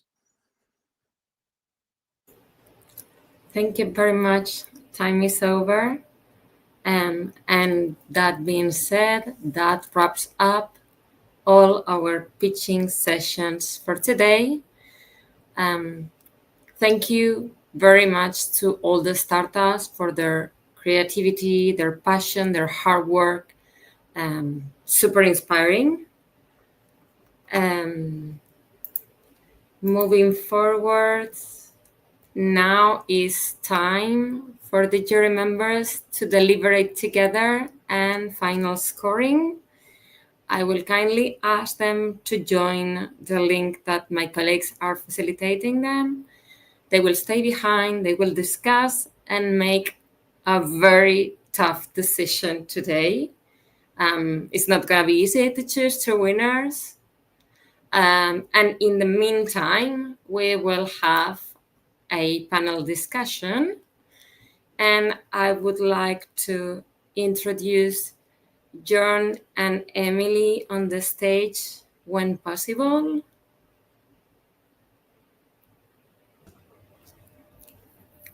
Thank you very much. Emily and John, I will kindly ask you to introduce yourselves. Emily first, please.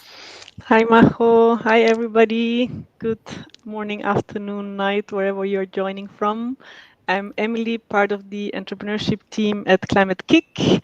I'm based in Valencia in Spain, and I've been working a lot in capability building, in building ecosystems around circular economy and different entrepreneurship programs.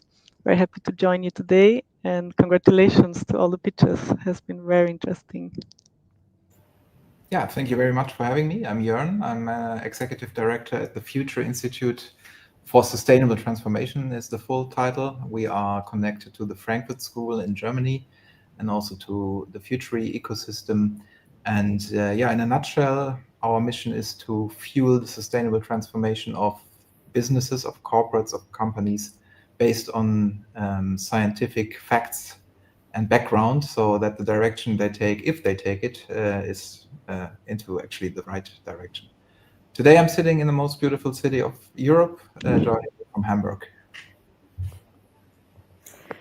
Thank you very much. Okay, let's focus our conversation around some questions. I would like to ask you how we can ensure that new and innovative business models are still profitable and impactful. Emily? Or should I? I mean, it's probably a no-brainer answer, but still, I think the most relevant, solving pain points that are really worth solving. I mean, as long as we are, and I hope we still will be, a few more years working in the capitalist system, you ought to be making profits.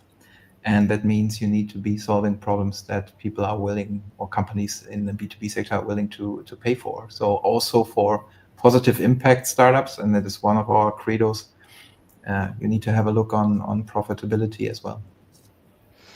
I would say yes, profitability and impact cannot be exclusive, so they have to go together. Of course, a business is a business. That's why we're here. They have to generate profit, but how they generate profit and how they create value is changing. And I think that's the future, and that's the difference we're seeing more and more also in this Climate Launchpad, Green Ideas competition, in many incubators, accelerators, new programs. The key is designing models that regenerate value, that just not only think about extracting it, but what happens at the end of the lifetime of a new product or a service, how we can really drive a different type of sustainability and create positive impact. And ideally also measure it, of course, but it is possible, and all these green ideas are really showing it. I would like to add on that. So of course it's great, and I think it should be the primarily point to start off to think about what positive impact can be generated in terms of, for example, new materials or alternative products. But we have, for example, one case where you can also come from the business side, talking about circularity. There is a company selling some sort of premium products, and they were also just from the business side thinking we have nothing in the lower pricing sections, and we have a big competition there. So why not thinking about refurbishing? And that was not, unfortunately, not made out of the idea to be circular in itself, but to expand the business in lower pricing ranges. So in my opinion, you can start from multiple angles. I would add here also the need for the policy support. Like one thing is to support the businesses themselves, right? To foster new ideas, to show how they can create impact, be profitable, measure the impact and so on. But of course, they're not in a vacuum. They're not by themselves. They need to have the right also minimum viable ecosystem or like policy support.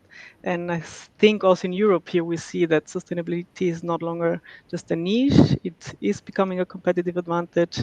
There's still, I think, a lot to do. But yes, we have the European Green Deal, we have the Circular Economy Action Plan, and these create all like fertile grounds and opportunities from funding to regulation to hopefully see these businesses that are new, innovative, profitable, and impactful. Emily, as you just mentioned, the policies, could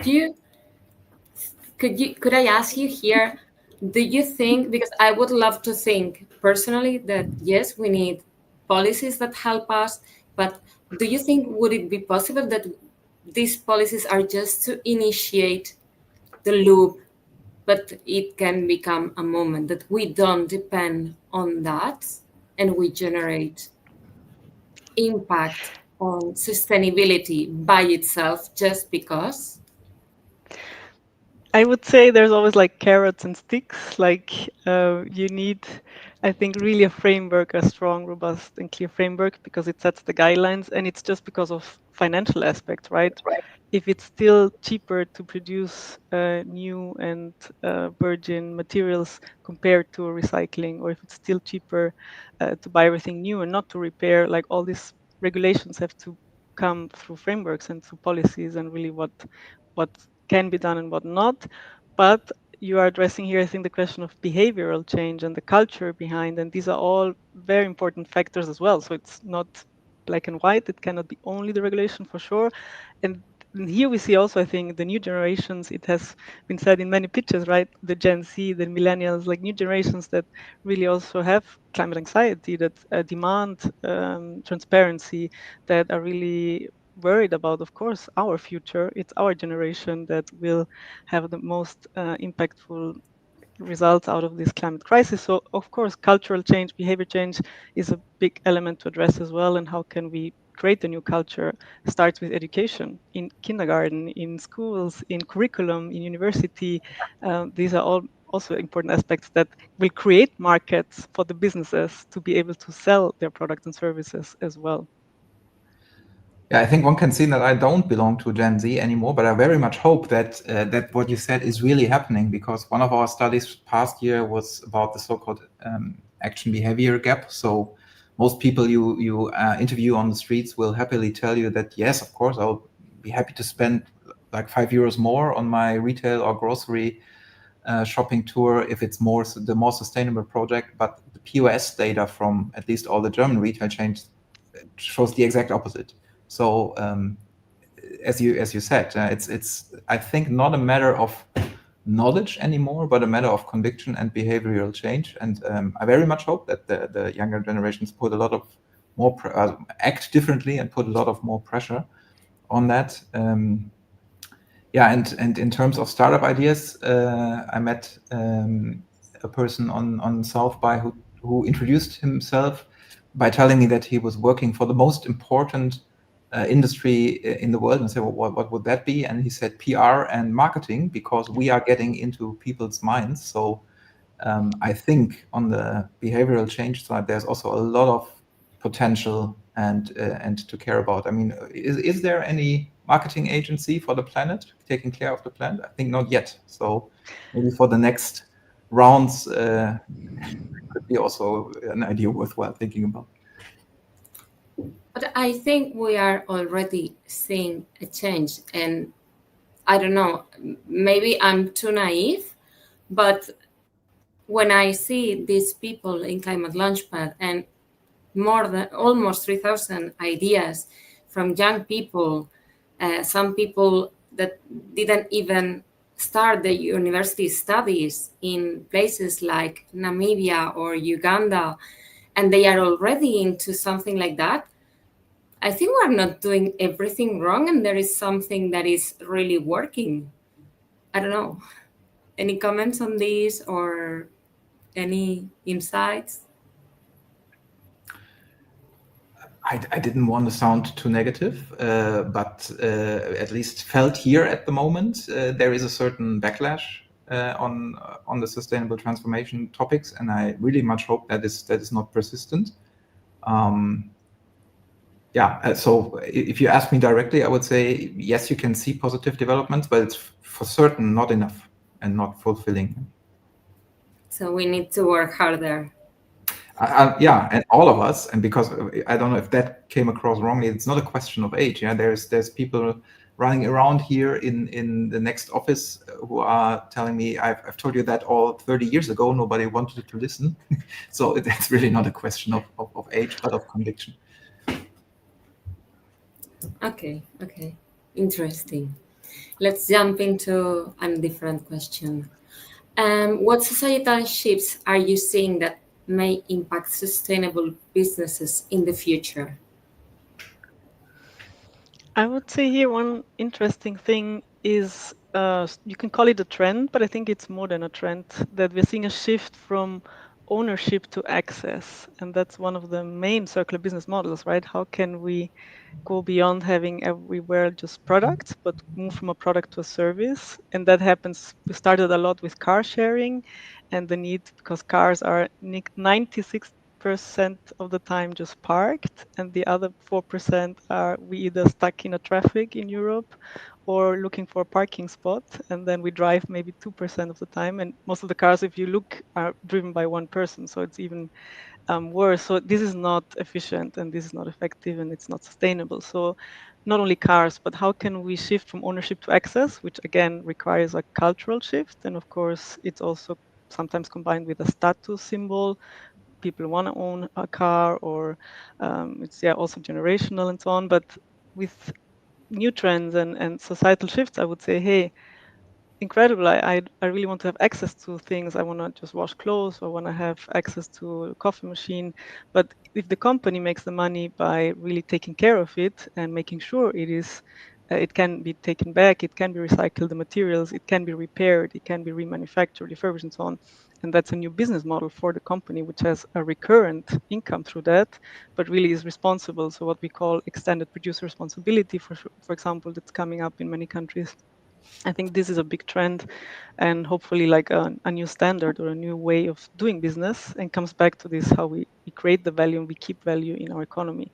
And I think this is coming more and more for clothes. Like, yeah, it's nice to have secondhand clothes, of course, but what if your full like clothes stock could be just rented for some time, and then you want to renew it, and then it's easy to give it back and have a rental basis for it, and not just have this fast fashion and big sustainability problems we see with having access to everything so easily and cheap and fast. And I think this needs really to change and have more awareness, but also again the regulations to be able to do it. I could not agree more on the observation on the status symbol change, and also a change on the valuing of being innovator or an innovating force, and or being a founder. So I hope you cannot imagine anymore, but like 20 years ago, he said, I want to be a founder, I want to go into startup, and the usual answer was, so you couldn't land a job at Daimler-Benz or BMW, poor guy. This has really significantly changed for good, I think, and I do also believe that, and that's why I'm so happy to be part of this, that a lot of the innovation we're talking about needs to come from startups. We did a study again last year with big corporates, and they understandably tell us that they have different focus at the moment because of the many problems in the world and their supply chain and this and that, and economic viability primarily. So they are not apparently at the moment the front runners of sustainable transformation, and many of the administrations in Europe also not, at least not at the moment. So a lot of that working ideas, and I hope also economically viable ideas, need to come from the startup section. I think big companies are like Philips. They offer light as a service in airports. So they're one of the biggest companies, and they started also this trend or like this move. Hey, we're not selling you the light bulb, we are selling you the service and we keep ownership. So it's a huge advantage for them. But I agree, like we have many startups going to more innovative areas maybe. I really like one ClimateLaunchpad winner from a few years ago from Vienna. They rent mattresses to hotels. They really take care of the hotel mattresses. And it's a huge, like over 30 million mattresses being wasted and just going to dump sites. So that's a startup that started this idea. But we also have it really in very different areas, like this shift from ownership to access of jeans. There's also a nice company, Matt Jeans, that rent the jeans, but also make it fully repairable and so on. I think it's a nice combination, and often it's companies might have a big problem or challenge, and even with this waste topic, they don't know what to do with their resources, and startups can find innovative ideas, so like open innovation or combining these different players can be really a success story, hopefully. I totally agree, and I think in the past few years, we have seen that slowly big companies are also investing in these startups to see, because they know that maybe they don't have the time or the resources to find solutions, but actually there is someone there, smaller, that has the time and the passion and the courage to go for it. I think it's slowly, it's something that maybe still not enough, but I don't know. I have seen it growing. Like a few years ago, it was inexistent. And now, more and more, I find that some important companies, you find out that they are involved in startups programs. They go to events to find out more about some solutions. So I want to be positive in this mindset that slowly we have seen changes. But yeah, I don't know if you, Jörn, want to add something or you want to contradict me again.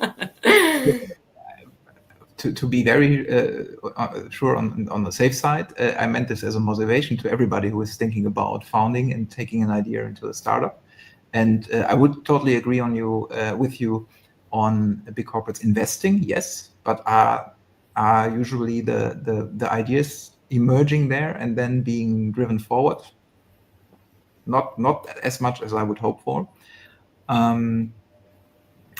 So I think again, that was the call to everybody who might be here in the round and still thinking about, should I make my idea, pursue my idea and found? Then I would say try it before you don't do it, and try to be on the next round of this year, for example.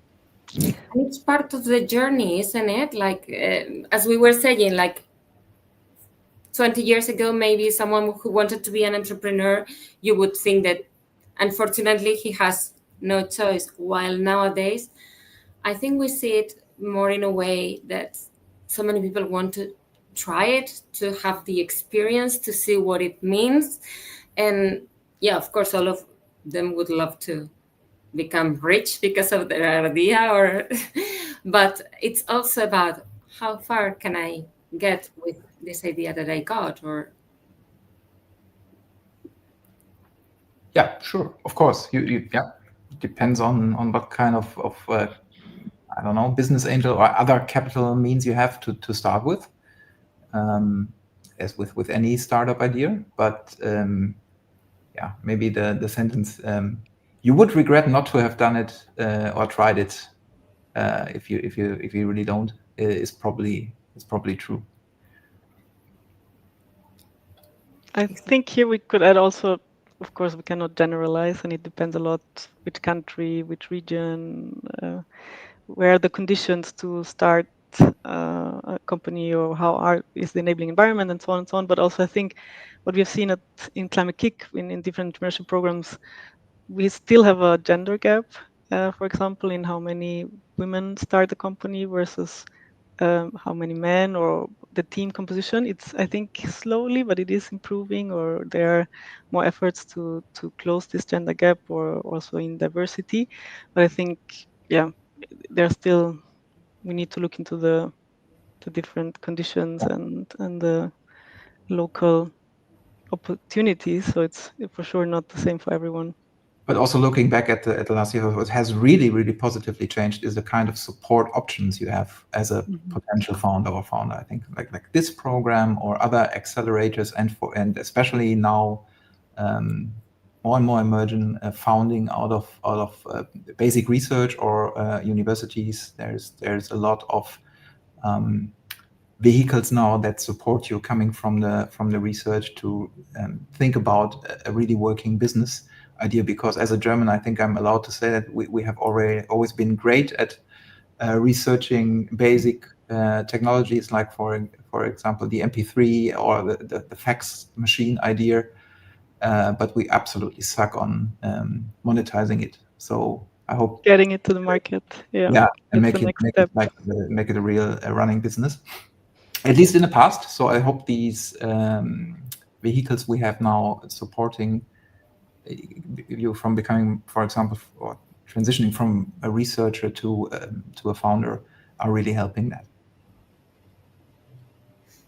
I totally agree, and I think we have seen an improvement in the, I don't know if we can say support, but at least opportunities, chances, and slowly more and more. At least in the Spanish ecosystem, I think we have seen, or I have seen in the past 3, 4, 5 years, more and more that it's, you see more opportunities. Talking about the founders, I would love to switch a little bit. What do you think are the skills and the mindsets that founders need to thrive in these conditions that we're talking about?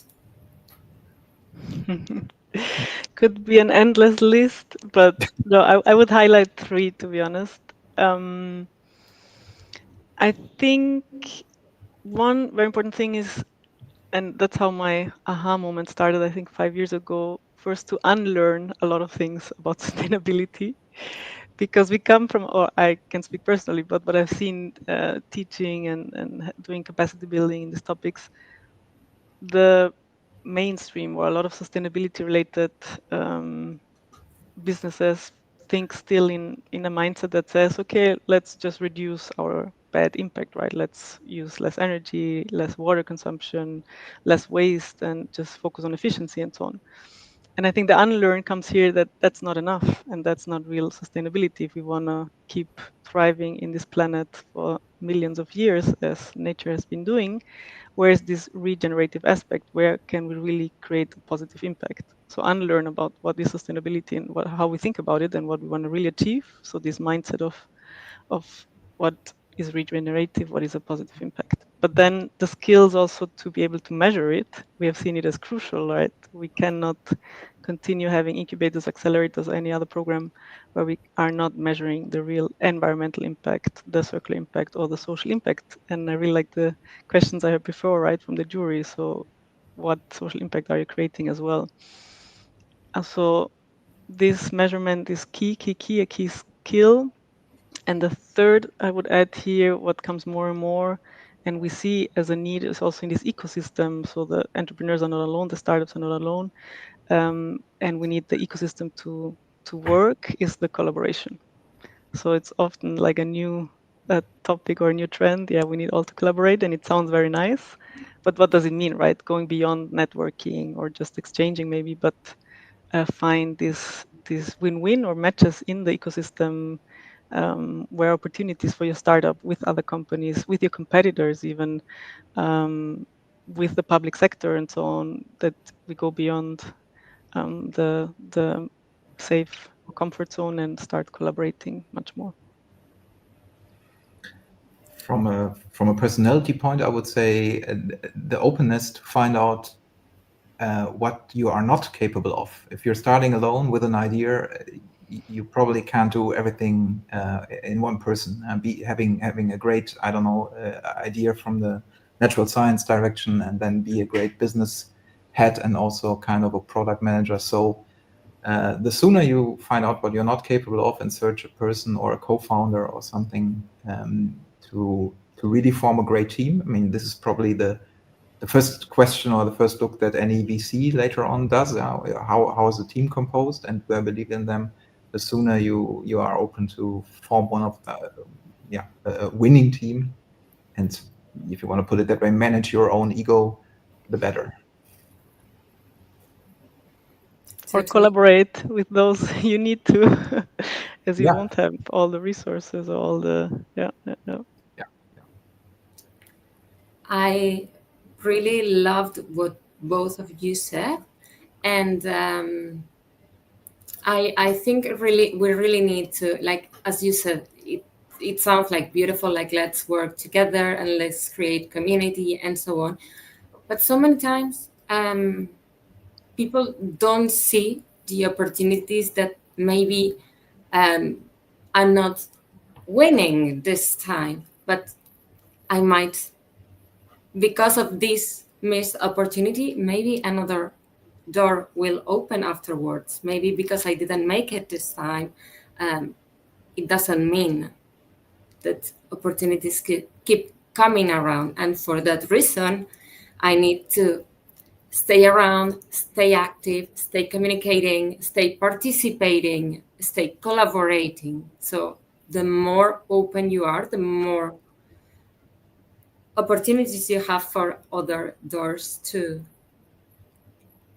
show around and maybe to open them. So I really love this concept, because this is what we want to create in ClimateLaunchpad and what we are trying to reinforce with our startups. Yes, it's a competition, but it doesn't mean that it needs to finish here. Maybe now you can become an alumni, maybe staying in the community, you make an important connection at some point. Maybe this provides you the opportunity to pivot your idea to something else that provides you the success you're looking for. So I think we really still need to work a little bit more about what success means, what profit means. Any comments on this? Any elaboration? Does it make sense? Definitely no. You have to always keep the doors open, and you never know. Like when you talk in an event, if you go to different meetings and so on, I think you really never know, and you should always keep this open mindset, as you're saying, that someone can give you feedback, advice, connect you with another person that can open another door and so on. So definitely that's part of the startup journey, and that failures are very important as learnings. And I think many entrepreneurs or startup founders and so on take this journey and also should share for others, right? What have been their learnings and their maybe setbacks, but it's for sure not an easy way or just a simple, easy success story that you just win here the first prize and then everything will be great. So definitely, like, keep your mindset open and try to open as many doors as possible, but focus on what solution you're providing and which solution you're creating for whom. Like a business is a business, and it has to solve a problem, has to solve a solution. But we're talking here, I think, also about the future. So yeah, maybe the importance is not only to have the right tools and the right mindset and all these capabilities. I think it's also the courage to challenge the status quo. I think that's super important, that you keep this appetite and you keep these open eyes and minds to really make a difference.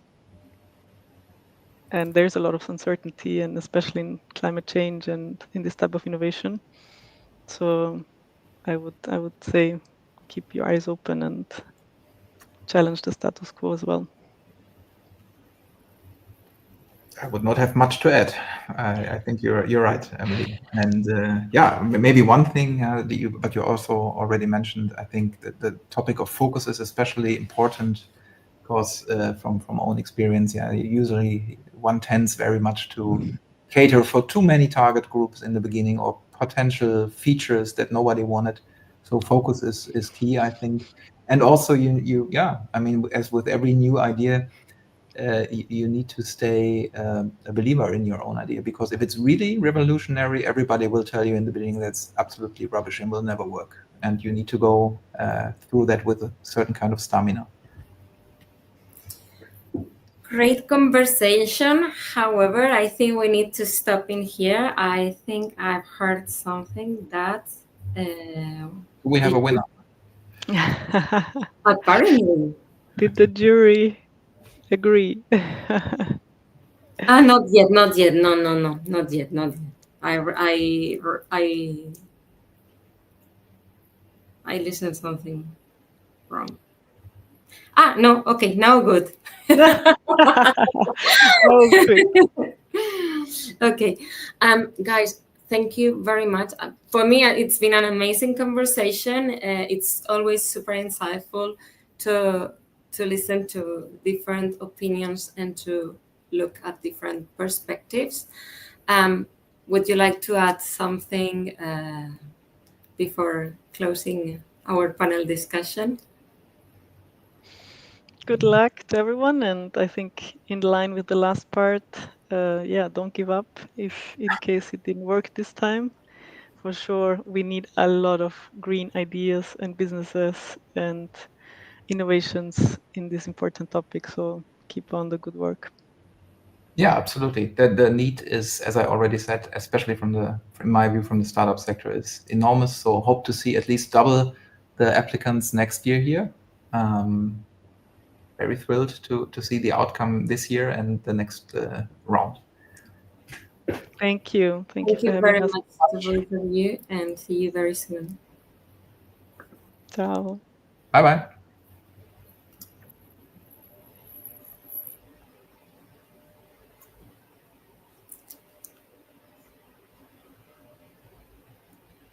Okay. Now, yes, the results are in.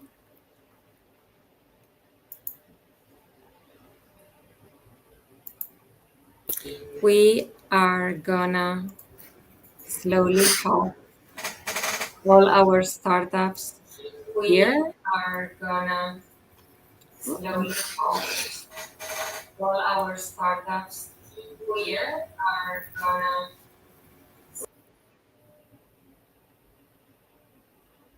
I think we're having some technical.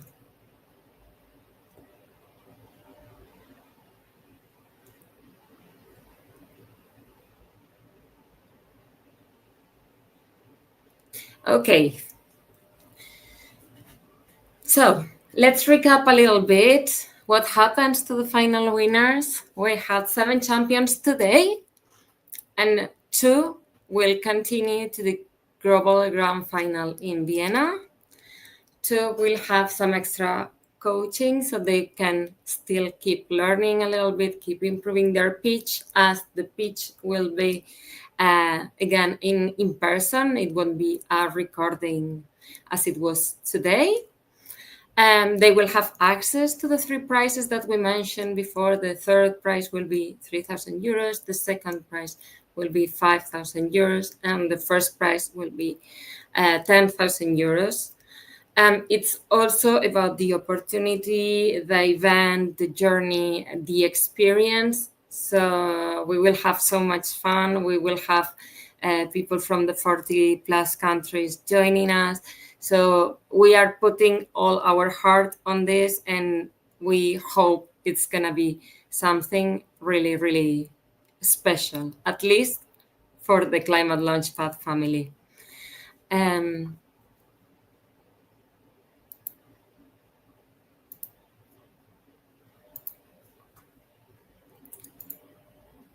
Next slide, please.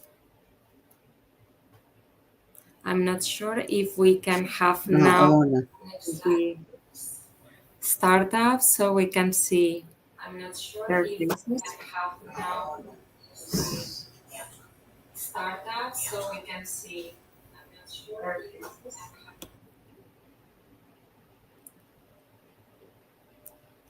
Okay, so the second place winner is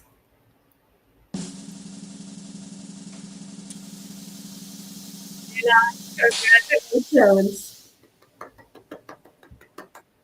Thank you very much. Please share a little bit if you were expecting, give a few words. Yeah, I mean, we're not expecting anything, but thanks a lot for the opportunity, and really glad to win here. And it's like a testimonial, like these days, climate tech is not taken too seriously with the given geopolitical situations, but then it's really great to have platform like these where, you know, we can really showcase our technology and like get the word out there. So thanks a lot, and really excited to participate in the finals. Great. So see you very soon in Vienna. Congratulations. Super excited for you. Yeah. Thank you. I'm super happy. It's the second time that I see you. Yeah. And I can see the excitement. So this is great. Thanks. Okay. Let's move forward. Yes, the first place winner. Let's have again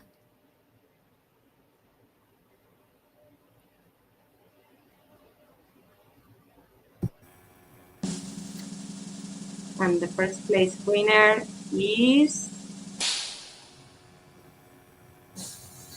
Ecodetect. Congratulations.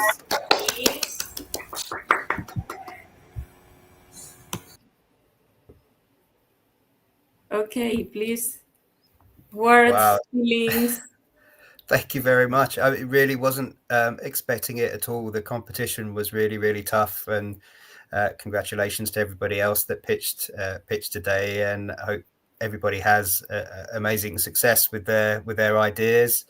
And yeah, looking forward to competing on the stage in Vienna, and hopefully starting to deliver on that social impact as well back at home, and providing those job opportunities for young people in the local area. So no, thank you very much. Yeah, really not expected, but truly grateful. Thank you very much. So I cannot believe it. We have two of the startups from the UK coming to Vienna. So this is very, very interesting. We will be shortly in touch with you to organize the trip and the logistics for Vienna. Enjoy the moment. I hope you enjoy the opportunity, because it's not easy to say to be the number one of the European regional. Thank you very much. Thank you very much, and thank you to all the team for organising this event today, and the whole Climate Launchpad competition.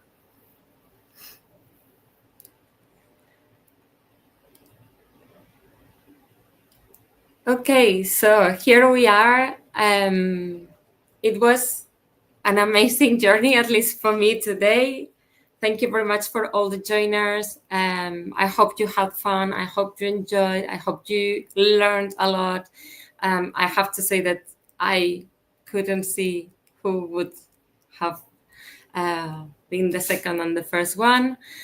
And next, see you very soon in Vienna. Just for you, feel free to reach out to our website to have a look at the agenda. All the information is going to be there. We will be in touch with all the startups. We are already organizing so many things. And yeah, any questions, you know where to reach to us. You have our email address, info@climatelaunchpad.org. It has been a super pleasure having you today, and thank you. See you very, very soon in Vienna.